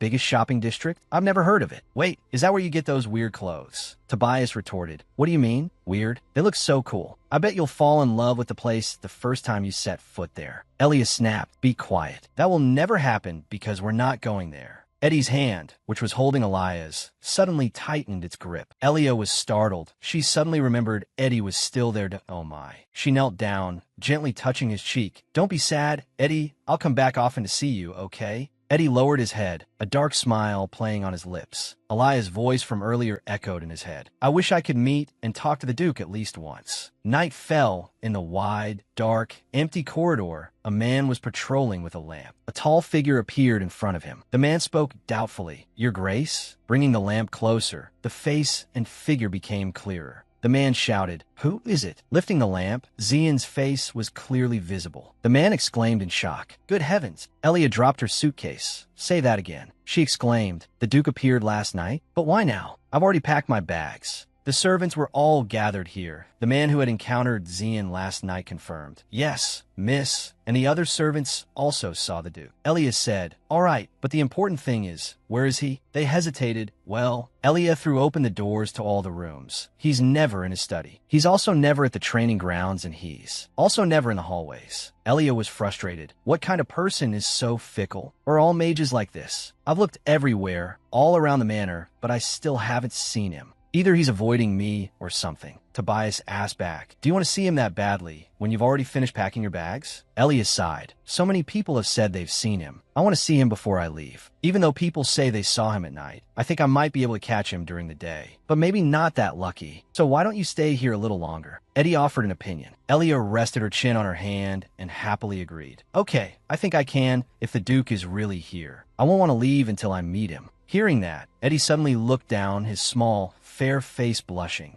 He secretly resolved, I'll try to keep Elia here a little longer, but I can't keep hiding my identity from now on. One day, I'll have to let her know who I am. And I might have to move to the capital if I want to be with her, but I'm afraid of what Elia will do if she finds out the truth. Well, for now, I just can't let her go yet. Elia said, I think I'll stay with you a little longer, Eddie, but I still can't stay for too long. Time passed, and night fell. It's finally dark. I'm determined to run to the Duke no matter what. Show yourself, mysterious Duke. Elia sat on a chair outdoors, and called out, "It looks like it's about to rain. I hope he appears soon before that." Suddenly, there was the sound of footsteps. Elia took notice. Eddie, what are you doing out here so late at night?" Eddie replied, "I often wander around at night." Elia was surprised. "What?" Elia thought, "I know Aunt Susan is busy, but how could she let Eddie wander alone at this hour? This isn't right. I need to talk to her before I leave." Taking Eddie's hand, she said, "You shouldn't wander around at night. Eddie, now go back to your room." He wondered, "But why? We're on the manor grounds." Elia replied, "Because the entire manor and Charstone are very dark at night." Eddie asked innocently, "Isn't it this dark in the capital?" Elia said, "No, the capital is filled with streetlights and people, and the lights stay on all night. I would hate to hear that you got hurt wandering around at night, so be careful." Before Elia could finish her sentence, she suddenly stumbled forward, letting out a piercing scream. Eddie used all his strength to pull her back by the hand. "Watch out. You need to be more careful. You almost got hurt." Elia exclaimed in amazement, "You're so strong. Eddie, look how grown-up you are, worrying about me like that." Eddie frowned with worry. "You could have hurt your ankle." Elia hugged him tightly. "Eddie, come visit me in the capital whenever you want to." Eddie retorted, "No, it seems like you're leaving right now." Elia said, "And when you get a girlfriend, remember to introduce her to me. I'll know if she's good enough for you. I don't know what kind of incredible man you'll become one day. But save your lips for someone special in your life, you understand?" Elia reached out and gently touched Eddie's forehead. He replied, "All right, I understand." After taking Eddie to his room, Elia said goodbye to him and went out. "Sleep well, Eddie." He said, "Hurry back to your room. If it gets any darker, you might get hurt on your way." Elia said cheerfully, "I get it, kiddo." Elia walked down the hallway, pondering. "I don't think I'll be able to meet the Duke today, since it's too late. It would be nice if I happened to run into him on the way back to my room." Pitter-patter, raindrops began to fall in the courtyard outside. Elia turned to look outside.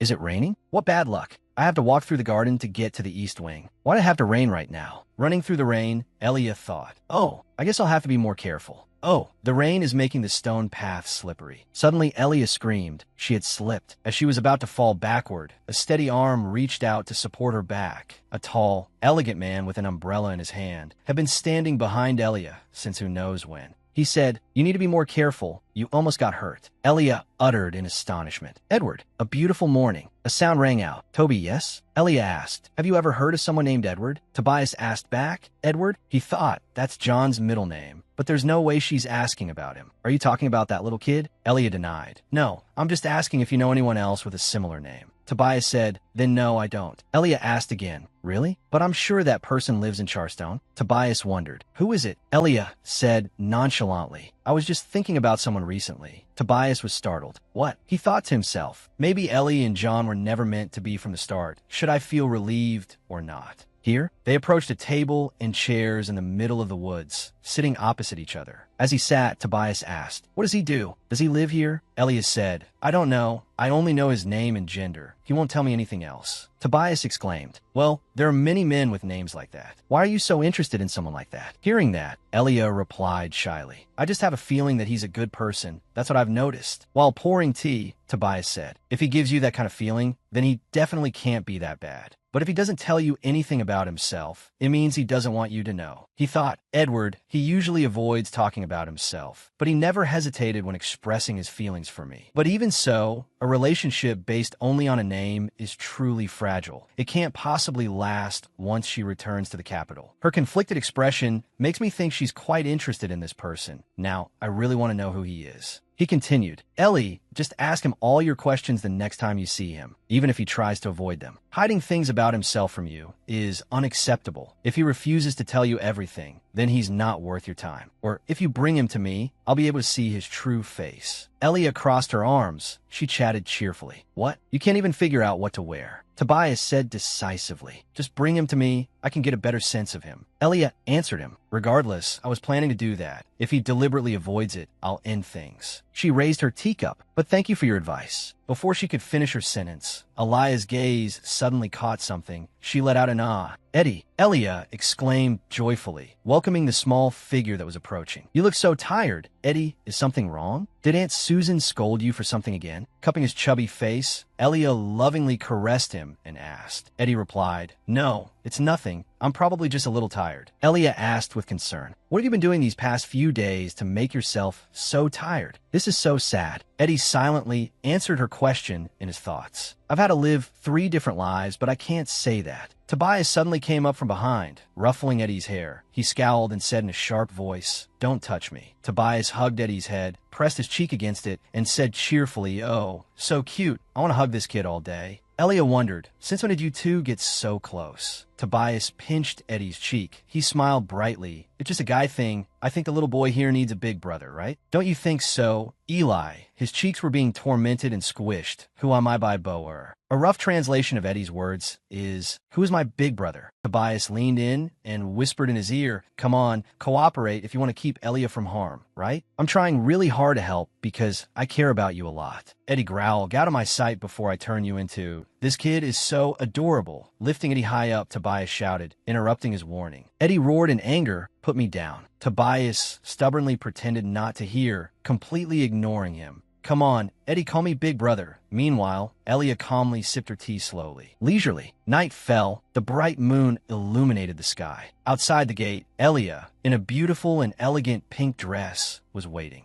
A man approached. He called, "Elia." Elia welcomed him happily. "You're here." John saw Elia. He said nothing. Elia was also silent. The atmosphere between them was extremely awkward. John silently wondered where to begin. Elia started the conversation. "The wind is suddenly colder tonight, isn't it? Maybe it's because the wind is blowing through the Urumido mountain range?" John replied. Elia said, "Through our conversations, I can tell that you are an intelligent person. You know a lot of things. I know a boy who is as smart as you are. He's very smart because he reads a lot of books. Do you like to read?" John replied, "Yes, I do." Elia continued, "So you know many things because you read a lot of books, and you know a lot about me, but I know nothing about you." John was asked a difficult question. He remained silent and did not answer. Elia asked again, "Is there a book about you somewhere? I may not like to read much, but I want to read that kind of book. Even when we first met at the White Party, the only thing I wanted from you was your name. And that's too one-sided." Elia, as if unable to hold back, raised her voice as if to release all her pent-up frustration. "You said you were curious about who I am. Well, I'm curious about you too. I want to know more about you, but I can't because you don't tell me anything." John remained silent. He didn't know how to explain. Elia's voice became pleading and urgent. "Please, say something. Aren't you annoyed right now because I raised my voice at you?" Reaching his hand forward, "How?" John gently stroked Elia's hair. "Could I possibly be annoyed with you? I am the one at fault, so I wouldn't dare be annoyed with you." Elia was embarrassed. She gave a small laugh. "So you've never been annoyed?" John said, "I have, but never with you. I can promise you that," stroking Elia's soft hair. John promised gently, and although Elia smiled, she secretly felt it was unfair. Smiling like that isn't fair at all. Elia sighed. "Anyway, the reason I came to Chastone was to meet the Duke, but I've never once seen him. If I don't meet him on the way to the banquet tomorrow, then I really have to go. I think he's avoiding me." Taking John's hand and pulling it down, Elia continued, "And that means I'll be leaving you too? We can't maintain this relationship for long if all I know is the name of you." John replied, "But I want to tell you about myself too." Elia took John's hand with both of hers. She said, "Then tell me everything. I don't care what your status is or if you're a little strange." John suddenly fell silent. Then he replied softly, "Tomorrow, I will tell you." Hearing that, Elia's eyes and lips lit up. She was overjoyed and excited. "Really? You mean it? You can't go back on your word?" John answered firmly, "I promise." After getting the answer she wanted, Elia returned to her demure, noble lady persona. Ahem, she cleared her throat. "I guess I got a little too excited, so just pretend I didn't react like that." John nodded gently. Elia turned to leave. She waved goodbye to John. "Well then, I'm leaving now. See you, Tomor." Elia suddenly stopped. She thought, "Wait, I just thought of it. How could Edward get here? It's nighttime, so the manor is even more heavily guarded." Now, Elia asked, "Edward, how do you know how to get into the manor every night?" John smiled. He stepped forward towards Elia. "If you want to know how I can walk around here at this hour." John's lips moved close to Elia's mouth, touching and then immediately pulling away. John smiled. "Then just try to think about it carefully." Elia's face turned as red as a tomato. Only after John was some distance away did she slowly react. "Huh." Her small hand covered her surprised mouth. Elia blushed, embarrassed, unable to believe her eyes. "Did that just happen? I can't believe it. Did Edward really just kiss me?" She walked stiffly, step by step, with a flushed face. "This isn't even my first kiss, but my legs have suddenly gone numb." Impossible. Recalling John's shy face, if you want to know why I can walk around this place at this hour, then just try to think about it carefully. Unconsciously, her face flushed pink again from the earlier embarrassment. Scenes played out one by one in her mind. The Duke has incredibly sharp red eyes. A boy's figure appeared in her memory. You just need to stay in one place. I will find you. I will come to the right place at the right time. His eyes and face are hard to forget. That's what people often say about Duke Windstone, and Edward also has unforgettable eyes and a face. And not just that, fragmented memories surfaced. He was invited to the White Party. He knows a lot about Chastone and can also freely walk around the Windstone Manor regardless of the time. And Edward said he would talk about himself on. The next day is the oath-taking ceremony where Duke Windstone will practically make his public debut. No way. At the magnificent, splendid palace, flags fluttered in the wind. The crowd bustled about, looking for their seats. The crowd below also stood solemnly in greeting. Elia sat in the middle of the crowd. Seeing Toby making indescribable gestures made her worry. Is Toby sick? Why does he look like that? He's been acting strangely this whole time too. Eli approached him to talk. Toby, I want to talk to you about the Duke. He also looked at her in surprise and asked, is something wrong with him? Elia looked at him as he adjusted his clothes and asked, can you repeat his middle name for me again? Hearing Tobias's answer left her so stunned, she couldn't close her mouth. It's Edward. Seeing Elia sway upon hearing the answer made him suspicious. What's wrong? Sitting among the crowd, Elia watched intently. Is he sure he's okay? A voice from below called out, order, please. An attendant standing below announced, we will now begin the oath-taking ceremony for the Knights of House Windstone. Esteemed guests, please rise. Elia was surprised by the attendant's announcement. The Duke Windstone of Chastone has arrived. The sound of footsteps echoed in the quiet space. Elia's eyes widened. John, in a handsome military uniform, stood before everyone. John's solemn face looked at everyone. Tobias was startled. John? The attendants standing to one side wondered. His Grace came here in person. What a powerful presence. This has never happened before. The crowd below buzzed with discussion. He's even more charming than the rumors say. Truly impressive. How can beauty and fear coexist so harmoniously? Unconsciously, she stood up. Elia admiringly uttered, he really is the Duke. Elia stood up with everyone to pay respects. He is the one I have been searching for. Duke John Edward Windstone. The sound of his feet stepping onto the dais was solemn. John stood gravely in the middle of the dais. The attendants solemnly walked before him and knelt. An attendant spoke, greetings to our master and the ruler of these lands, Duke Windstone. He spoke coolly, you may rise. Tobias turned pale and thought to himself, John has never shown his face at official events, not even the Emperor's birthday when we were very young. Watching John's formal style as he received the sword, Tobias grew even more admiring. He has a powerful aura even when just standing still. Seeing his sword-wielding posture made the man standing next to him think, that's something I don't have. He is always so impressive. He stood watching and smiled to himself. But being in a small place like this is truly a waste of his talent. I wish he would leave this place and aim for bigger goals. Elia's group watched intently, but Tobias suddenly blushed. Elia watched the ceremony intently. She broke out in a cold sweat and thought to herself, he's driving me crazy. She was caught in a spiral of thoughts. I know now that Edward is Duke Windstone, but why did he have to hide his identity from me? And he said he's known me for a long time, so is all of this arranged? From the start? Elia closed her eyes and thought, no, that can't be. Looking at the aloof man before her, she silently denied her own thoughts. A person with such pure and noble dignity as that. A person so straightforward and trustworthy, as if born to lead, would never do such a thing. The scene changes to a brightly lit window with a call. Elia, she immediately turned to answer the call. What is it? Tobias spoke. There's something I really want to ask you sincerely. Elia asked curiously. What is it? He spoke somberly. Do you remember how I asked you to bring my brother back to the capital? She replied, of course. Tobias continued hesitantly. To be honest, it wasn't that serious when I first asked you. I just wanted to see my brother again, but he gave an embarrassed laugh and said, everything is different now. Thinking of his brother, Tobias said happily, I want him to stop hiding from this world. I want him to be as confident as he was today. He clenched his fists and said in a trembling voice, so, I'm begging you, Elia. In the sunset light, he pleaded with her. Help me bring my brother out of his shell and back to the world out there. Elia smiled softly. Toby. She lowered her head and said in a low voice, even if you didn't ask. She placed a hand on her chest with a firm affirmation. I was planning on it anyway. You fool. I'll bring him out by any means I can. She winked to comfort him. So don't worry. She pulled on his tie and affirmed to herself, I will take responsibility for the man of my life. Elia walked away, leaving a stunned Tobias behind. Just you wait, John Edward Winstone.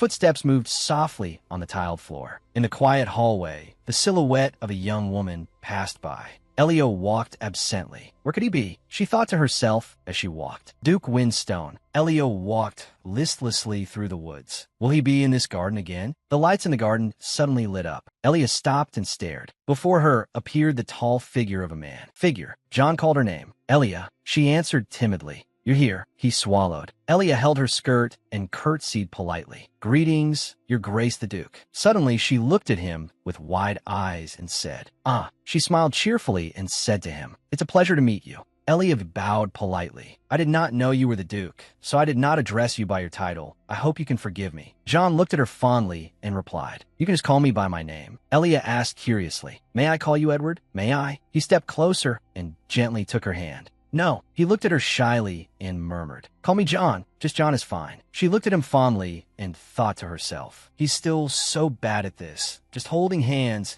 and he's already this nervous. John, there's something I'm very curious about. She looked at him and asked, When we first met, did you use the identity of Edward because you wanted to monitor the vassal sent from the capital? He quickly denied it. No. She asked curiously. Then why? John stood a step away from her and said, I did it because I hope we could spend time together as ordinary people without regard for titles. If it makes you unhappy, you can be angry with me. Elia looked at him, conflicted. She blushed and replied, I'm not angry. Elia smoothed her platinum hair and said, I'm just surprised at how slow I was to understand. Elia sighed and said, I've been looking for the Duke for so long, only for him to turn out to be the person who's been by my side this whole time. And here I thought becoming a noble would make me sharper. Goodness. Under the moonlight, a soft call was uttered. John, under the dim light. I'll be direct. Elia leaned forward and proposed to him. Come to the capital with me. John was silent for a long time. She took his hand and said, You said it yourself, that you would find me wherever I am. So please keep your word. She moved closer to him and continued, If you find life there too difficult, I can help you. I will remove the obstacles and be a friend you can confide in when you're in trouble. He asked doubtfully, You? Elia replied firmly, Of course. She held his hand affectionately and pleaded, So please come with me. John was a little embarrassed. She smiled brightly and said, Honestly, it bothers me to see you stuck in Chawstone. I always want the people I care about to be very successful no matter what they do. And if you ask why, it's because I'm that kind of person too. John asked helplessly, Have you forgotten that I'm an outstanding mage? She nodded and replied, Besides that, Elia leaned towards him and asked, making him look away shyly, So what do you think, John? The moon rose high, revealing a sky full of stars. From a small room, a voice came. What do I do now? Tobias lay under the covers, anxiously biting his nails. Why on earth did I do that? Why did I have to get in between Elia and John? He shook his head, denying everything. Those two aren't a good match at all. You could tell just by looking. John deserves someone better.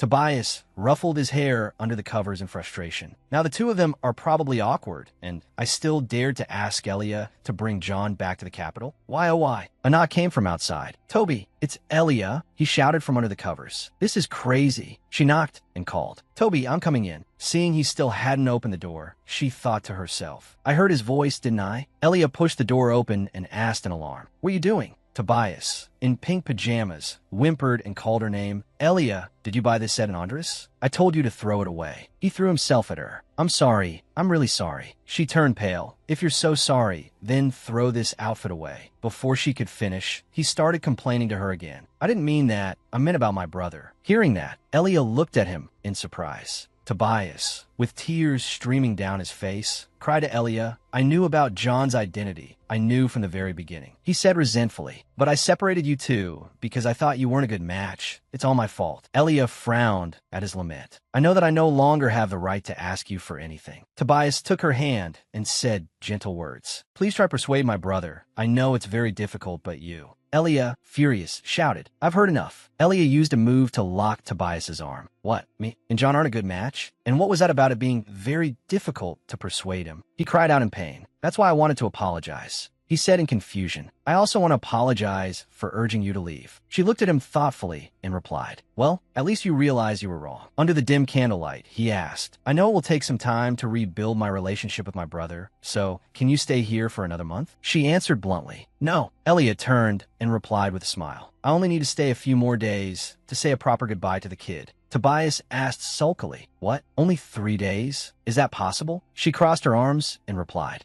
He said in alarm. Even you can't convince my brother in such a short time. She replied firmly. He's already agreed. Tobias couldn't believe his ears and asked again, what? Elia replied with a happy smile. He's agreed to return to the capital with us, so you should hurry up and pack your luggage. Hearing that, Tobias screamed, Elia, oh my God, Elia is the most adorable person in the world. She pushed him aside and shouted back, that's disgusting, get away from me. The brilliant red-pink sunset. The bowl of food was untouched. Elia sat pensively, looking at the lavish dining table before her and thought, I guess Eddie isn't coming today either? I waited for him all day. I wonder if something happened to him. With that, she stood up and went out to the grounds. Enough, I'll go find him myself. Stopping in front of a castle, Elia walked up to the large door and wondered to herself, he must be in the library. I still don't understand how a 5-year-old child has to read so many books. She pushed the door open. Eddie, seeing the little boy sleeping soundly on a pile of books, she couldn't contain her amusement that I knew he was here, but is he asleep? So adorable. Elia gently poked his cheek with her finger. Eddie,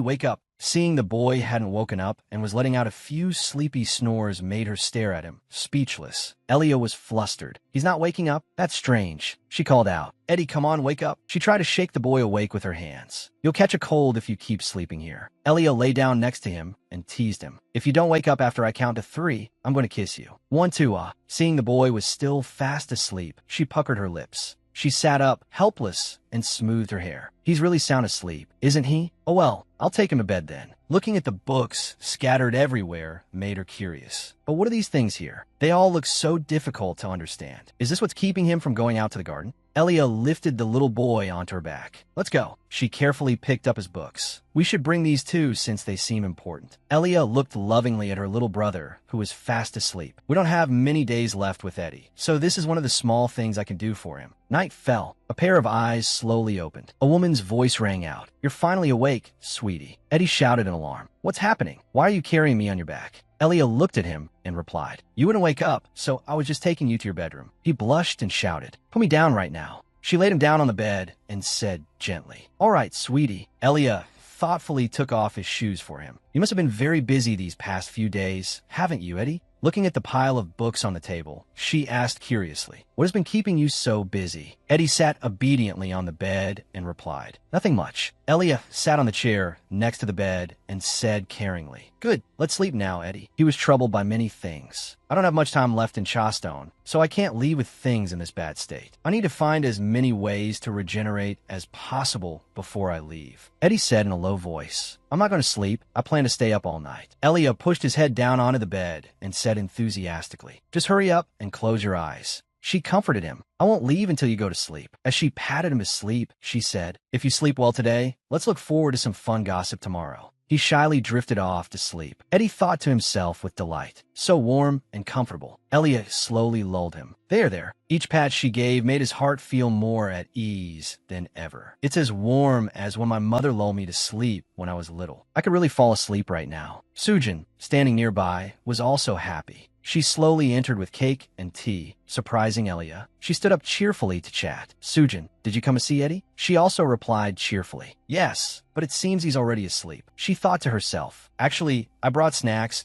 because His Highness has been staying up late recently. Elia approached her and said happily, thank you for everything you've done for me during my time here. Hearing this, Sujin smiled and replied, not all. I should be the one thanking you, right? Remembering the happy times made her even more grateful to her. Thank you for spending time with Eddie. Hearing this, Elia smiled. It was my honor. I didn't really do that much. She replied, flustered. That's not true. You've helped me a lot. She thought to herself, I thought I would serve His Highness for the rest of my life, but now you've come to take him away. She happily thanked her profusely. Thank you so much, Lady Elia. She burst out laughing. Are you really that grateful? Her heart silently replied, of course. Looking at Eddie sleeping soundly on the bed, Elia suggested, Sujin, it seems Eddie has been sleeping in the library recently, so I think we should prepare a bed for him there, and you should tell him more about walking around at night. It could be dangerous. Remembering his focused expression while reading, Elia added a few more sentences. And above all, because Eddie is a genius. I truly believe that one day he will become a genius. I believe in that too. Walking out of the room, she said, "It's late, so I'm going back to my room." "Good night, Sujin," she replied politely. "Yes, good night to you, lady." She happily watched her figure gradually disappear. A soft voice called out, "Sujin." Her face turned pale as she thought to herself, wasn't he already asleep? Sujin, breaking out in a cold sweat, brought the things to him. "Yes, your highness." Eddie said softly, "Let's prepare to go to the capital." She replied, flustered, "The preparations are already underway. I have been overseeing them." Eddie cut her off. "No, I'm talking about you." He said softly, "You will go to the capital with us too." Sujin shouted in fear. "Could you repeat that?" She trembled and thought to herself, "No, my peaceful retirement plan." She broke out in a sweat and refused. "Your Highness, I don't think I can go with you." In her heart, she went into defense mode. "I can't soften up, this is my chance." He asked, annoyed, "Why not?" His heart also went into challenge mode. Sujin fought for herself. "I will waste your time. If I go there with you, your hidden identity will be revealed." He nodded in agreement. "That's right." In her heart, she was excited. "That's right. Now, just a little more." Outwardly, she feigned concern. "And there are already many vassals waiting at the Winston family in the capital, so you will find a better head made there." Eddie also agreed with her opinion. "That's also true." Sujin went into defense mode. "So for those reasons, I cannot go with you." Eddie naively uttered a sentence that instantly shattered her defense. "But Elia thinks you're my mother, so you have to go." Sujin's face turned pale as she said in a trembling voice, "Your Highness, is that why you insisted on going in the form of a little boy?" Eddie replied with an annoyed expression, "Are you really asking that after everything that just happened?" He glared threateningly, which made her fearful. "I need to explain that to you, don't I?" Sujin bowed her head sorrowfully. "No, Your Highness, of course I will follow you." In her heart, she wanted to flood the room with tears. "You're so scary." The sky turned to dawn. Elia woke up drowsily. She sat up, looking outside, her heart filled with a little regret. "Today is my last day in Chastone. How strange." Elia got out of bed, slipping her feet into a pair of fluffy slippers. "I think I'll take a little walk in the garden." She threw a thin coat over her shoulders. "I don't know when I'll be back here." Elia walked excitedly, "So I have to enjoy it while I can." The wind rustled through the treetops. She gently stepped on the puddles of water. Thinking back now, Elia stretched, enjoying the night air in the tree-filled garden. "I've never been out at this hour before. The air is so cool and fresh." Gazing at the starry sky made her feel a little melancholic. In some ways, Chastone is a pretty good place to live, isn't it? Elia took off her fluffy slippers and stepped barefoot onto the cold ground. "I've always felt stressed by the constant pressure of the nobility in the capital, but coming here, I feel much more relaxed." Breathing in the fresh air, she exclaimed happily, "The air here is so pleasant. It's hard to experience this in the capital. I should come back often to heal." Although this is just a small, remote town, I'm grateful for the peace and sense of relaxation it brings, especially since I met Eddie and you too. Suddenly, a curious expression appeared on her face. "You surprised me. It's true that Chastone isn't a bad place, but staying here would be a waste of his talent. That's also why I'm determined to bring him to the capital. The only problem is that our relationship is a bit complicated." The thought made Elia a little shy. "Once we get back, we'll probably get officially engaged. But first," she thought seriously, "helping John settle in the capital is more important. I chose him, so I have to make him an extremely outstanding person. And to maintain the family line, my engagement will be brought up soon enough." Elia's hand suddenly clenched. The lights in the courtyard, which were off, suddenly lit up, surprising her. She looked curiously at the illuminated path. "What is it?" A pair of small feet pattered towards her. "Walking at night without a light." Eddie said cheerfully as he walked, "It's dangerous, you know." Elia looked flustered when she saw it was him. "Did you see that?" The lamppost lit up by itself. "But it's true." He sighed. "Is that all?" "It's a small matter." Elia reached out her hand to feel it. "It's so warm." He asked curiously, "Do you like magic?" She smiled and replied, "I don't hate it. I think it's very cool." Saying that, she patted the little boy's head. "When I was little, I didn't know how to do anything. I didn't study magic or swordsmanship, and I wasn't as smart as you, Eddie." Elia touched her face and said smugly, "Of course, I know I'm a great beauty." He blushed and denied it. "Don't make me laugh." She replied with a forced smile, "It's because you're still too young. I'm sure when you grow up you'll realize how beautiful I am." Elia blushed as she teased Eddie, "But don't pursue me and propose." Eddie blushed and chuckled shyly. Elia seized the opportunity and moved closer. "If I'm not married in 10 years, I'll marry you. What do you think?" He replied in a shy whisper. You'll get married. She asked him again in surprise. What did you say? Eddie said firmly, You will definitely get married, so don't worry. His heart suddenly started racing from shyness. Elia also blushed. She stammered, You're probably right. Elia continued to admire herself in front of him. Anyway, men can't leave me alone because I'm too beautiful. I've received a lot of marriage proposals. Suddenly her face became serious. Besides, I also have to get married to continue the family line. Family? He asked, puzzled. Family line? She also shared frankly. Yes, I'm an only child. She took his hand and said softly, So just grow up strong and healthy, Eddie. I'll wait for you, let's go. Elia turned and whispered to him, Hey kid, did you know you won't be seeing me for a while? Eddie played along and said, But you don't look very sad, do you? She looked at him and sighed. Because you're not really sad, but I'm sad because I won't get to see you. Hearing that, his heart fluttered a little because, looking at the beautiful girl in front of him, he thought to himself, Am I going to the capital with you? Elliot chattered in his ear the whole way back. Are you really not sad at all? Is it just me? He sighed and retorted. You said you would visit often. After walking for a while, she was still chattering on. But I'm still sad to say goodbye. Eddie quickly changed the subject. Are those your shoes? Eddie spoke up to remind her. Your feet must be dirty, right? You should go wash them. She picked up her shoes and asked irritably, Are you trying to change the subject? Suddenly she exclaimed, If that's the case, then I should enjoy Chaystone's hot spring one last time, right? Suddenly an idea popped into her head. Elliot turned to ask Eddie, You said you haven't been feeling well lately, right? Eddie, he replied hesitantly, A little bit, but it's okay. Elia's suggestion made him so embarrassed he didn't know where to hide his face. Then let's bathe together. Eddie immediately let go of her hand and ran a few steps away. What? No, I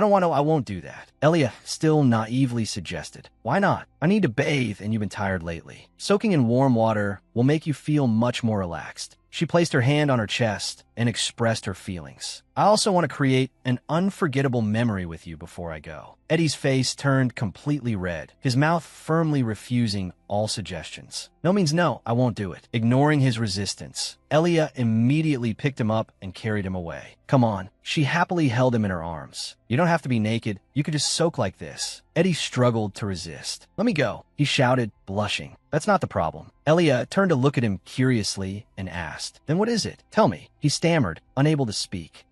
Seeing that he couldn't explain the reason, she continued to suggest, I know how to protect a child's innocence. Don't worry. But wait for me to change first. Eddie shyly protested. I already said no. The sound of high heels echoed, followed by the sound of men's shoes. The sound of high heels suddenly sped up, then followed by the sound of child's footsteps. Elia was carrying her dress. Eddie asked, Susan, are you ready? She covered her face with 2 branches and replied, Of course. The bush suddenly made some strange noises. A dapper Eddie was strolling down the brick path. The sound of high heels echoed in the magnificent space. Standing before the large door, Elia hesitated. A creak was heard along with a question. Eddie, he transformed into a handsome, cold young master, sitting with his legs crossed, reading a book. Seeing that it was Elia, he asked, Hey, why didn't you knock? She approached Eddie and chided him. You're awake, but you didn't come down to see me? You're not going to see me off? And you even opened the window. He replied arrogantly. I didn't think of that. Elia sat down next to him and asked, You're colder to me today than usual, Eddie. Are you mad at me? He replied shyly. No. She pulled his book away. I'll write to you when I get to the capital. Eddie didn't back down and held on tightly to the book in his hand. You don't have to do that. Her next sentence made him blush beet red. I have to come back for a good reason. There's someone I want to help in every way. I can. Elliot took his hand and said, So I have to go for that person. His heart pounded. Placing the book on the chair, she chatted with him. The person I want to help is very talented,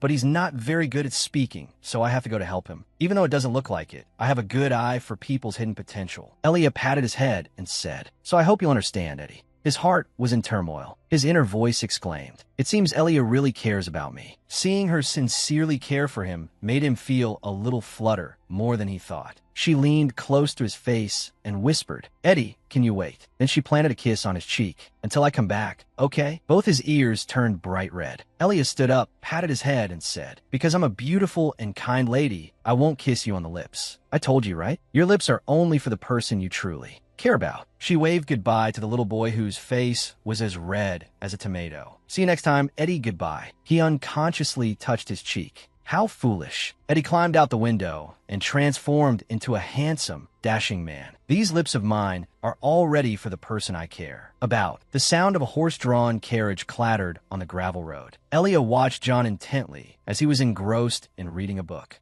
She asked curiously. What are you reading? He showed the title of the book. The Application of Akalef, Forbinen Piopan, Centrakina, and Israq. He said, a theoretical book written by a mathematician of the Panstacia period. She asked curiously, is it interesting? He replied coldly. In its own way, Elia reached out her hand towards him and said excitedly, I know a kid in Chastone who also likes books like this. His name is Edward. Do you know him? He's Susan's son. John replied coldly, I know. We look for him together. She excitedly started the story. He's only 5 years old, but he's extremely talented. Not only that, he's also adorable, sweet, and cute. Hearing her, his heart fluttered a little. He has black hair and red eyes. Suddenly, her eyes widened. It seems I just noticed you two look alike, don't you think? Not exactly alike, though. After hearing that, both John and Eddie froze on the spot. He quickly avoided her statement. I'm not sure, but that kid seems well-behaved. She also praised him enthusiastically. That's right, Eddie is very well-behaved. Tobias, looking in from the outside, was also happy. In front of John, he looked so cheerful. Elliot said disappointedly, it would be great if Eddie could come along too. He comforted her. You'll see him again soon. Elia cheered up again. I hope so too. After everything is settled in the capital, I plan to go back to Chastone.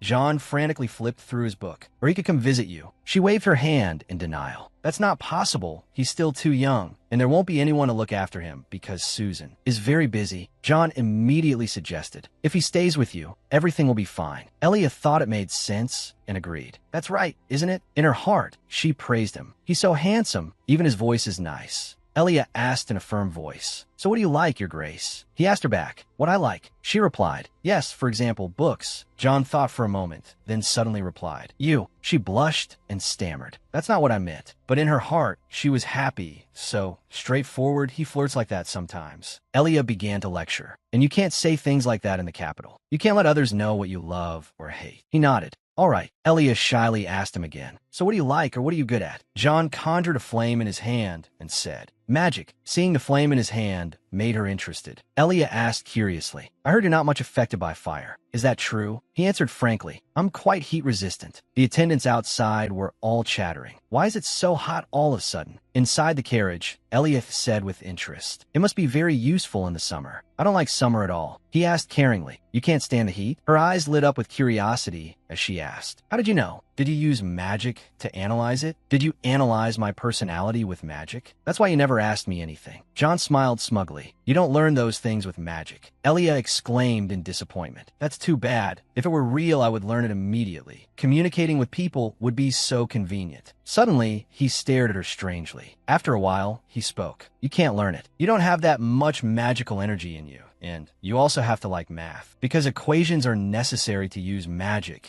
And Elliot cut him off angrily. Thank you for letting me know. She turned away in a huff. Sorry for letting you see someone who can't use magic. John coaxed her, but I can teach you to feel magic. Hearing that, her attitude immediately changed. Really? Even if I don't know anything? He replied gently. It's easy. John held out his hand and said, give me your hand. Their hands gently touched. Elia suddenly felt a huge surge of power. She slowly felt it. It felt so warm and pleasant, but so scary. John asked, can you feel the magical power? Elia held his hand tightly. Yes, it's very clear. And I can really feel that you are a truly talented magician. Seeing the surge of power emanating from him made him a little excited. My power can activate the magic within you, and I can feel the connection between us. Suddenly, John's face became so serious, it was frightening. A fireball appeared, making Elia feel a little excited inside. Oh my, it really feels like a giant fireball is forming from my hand. Suddenly, her cheeks flushed. And also, she saw through to John's beating heart. I can even feel his heartbeat, and his breath too. Seeing the heart beating continuously made her fall into a trance. Elia exclaimed excitedly. This is amazing. John summoned the fireball and said happily, I will show you everything you want. Any kind of magic you can use it will. She looked at him happily. As always, he is so kind. In a flash, the carriage passed through a forest. A voice from inside the carriage asked, do you really mean it? The person inside also replied, yes. Elia excitedly chatted with him. I wonder what the Duke of Charstone will do for me. As you can see, I don't know much about magic. John blushed and asked, what about the hot springs?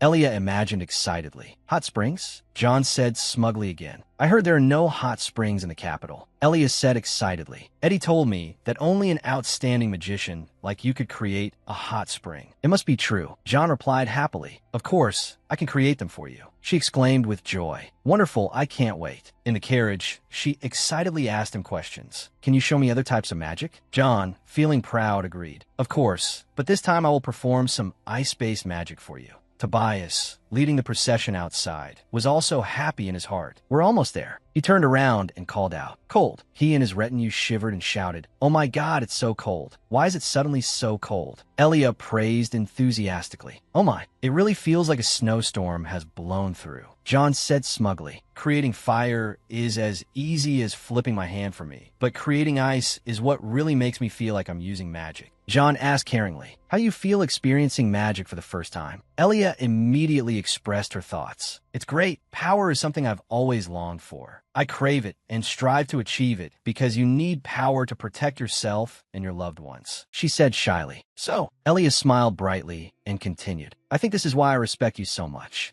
John was shy and didn't add another word. He asked shyly, so you didn't respect me before? Elia said embarrassedly, honestly, a person who blushes just from holding hands is not someone who easily earns respect, especially from me, Elia Green. She touched his hand and asked, don't you think so? He was embarrassed. I'm sorry. Seizing the opportunity, she launched a fierce attack. Your Grace, how can I show you respect when you react like this? In her heart, she was cheering with joy. He's so cute right now. From outside, Tobias, with a runny nose, knocked on the door and called, I'll just disturb you for a moment. She also turned around, startled, and exclaimed, you scared me. Tobias outside raised his voice to complain. What are you two doing in there? At first it was hot as fire, but now it's freezing cold. Elia called out with an annoyed tone. Is that so? Then you should keep your distance from us. He helplessly lamented. What? How can you treat me so cruelly? She irritably shooed him away. Why don't you go ahead of us? He replied bluntly. What do you mean? We've arrived. Elia pressed her face against the glass window and observed in amazement. Stopping in front of the magnificent gate, Tobias announced, we're home. The grand house in front of her reminded her of the past. Oh my, after a long time in Charstone, this place seems bigger than I remember. I can really feel the power of the Winston house, but we still can't escape. The gate slowly opened for the procession to enter. Elia looked around with interest. Your Grace, looking out at the vast grounds, she asked curiously, are there many ginkgo trees planted here? Because they're the symbol of the Winston house. John glanced coldly and replied, that's right. My family has planted them all over the estate. Seeing that the carriage was no longer moving, the person inside exclaimed. It stopped. John thoughtfully held out his hand to help her. We've arrived. These ginkgo trees are a symbol of. They looked at each other and said in unison, destiny. It's as if they were meant for us. Elia looked at him with wide eyes and said, John, the capital will be very different from Charstone. Are you ready? John looked at her affectionately and replied, as long as I have you by my side, I'll be fine. The two of them stepped down from the carriage, then held hands and walked up to the main hall of the mansion. John led the group with Elia by his side. She stood next to him and asked in a low voice, John, do you remember I once said how much I long for power? John blushed, glanced at her, and replied, I remember. Elia whispered in John's ear, I will help you become the most powerful person in this capital. That's how I will help and watch over you. So you just need to focus on the path ahead. I will always be with you. John asked in a low voice, will you always be by my side? Elia affirmed with certainty. I've already said that. Elia stood behind him and silently encouraged him. Now let's go. As soon as the door opened, the servants bowed respectfully in greeting. Welcome, Your Grace the Duke. Our story continues with many exciting developments ahead. So don't forget to like and subscribe to the channel to support us and not miss the latest story episodes. We wish you moments of relaxation and fun. See you in the next video. Thank you for watching.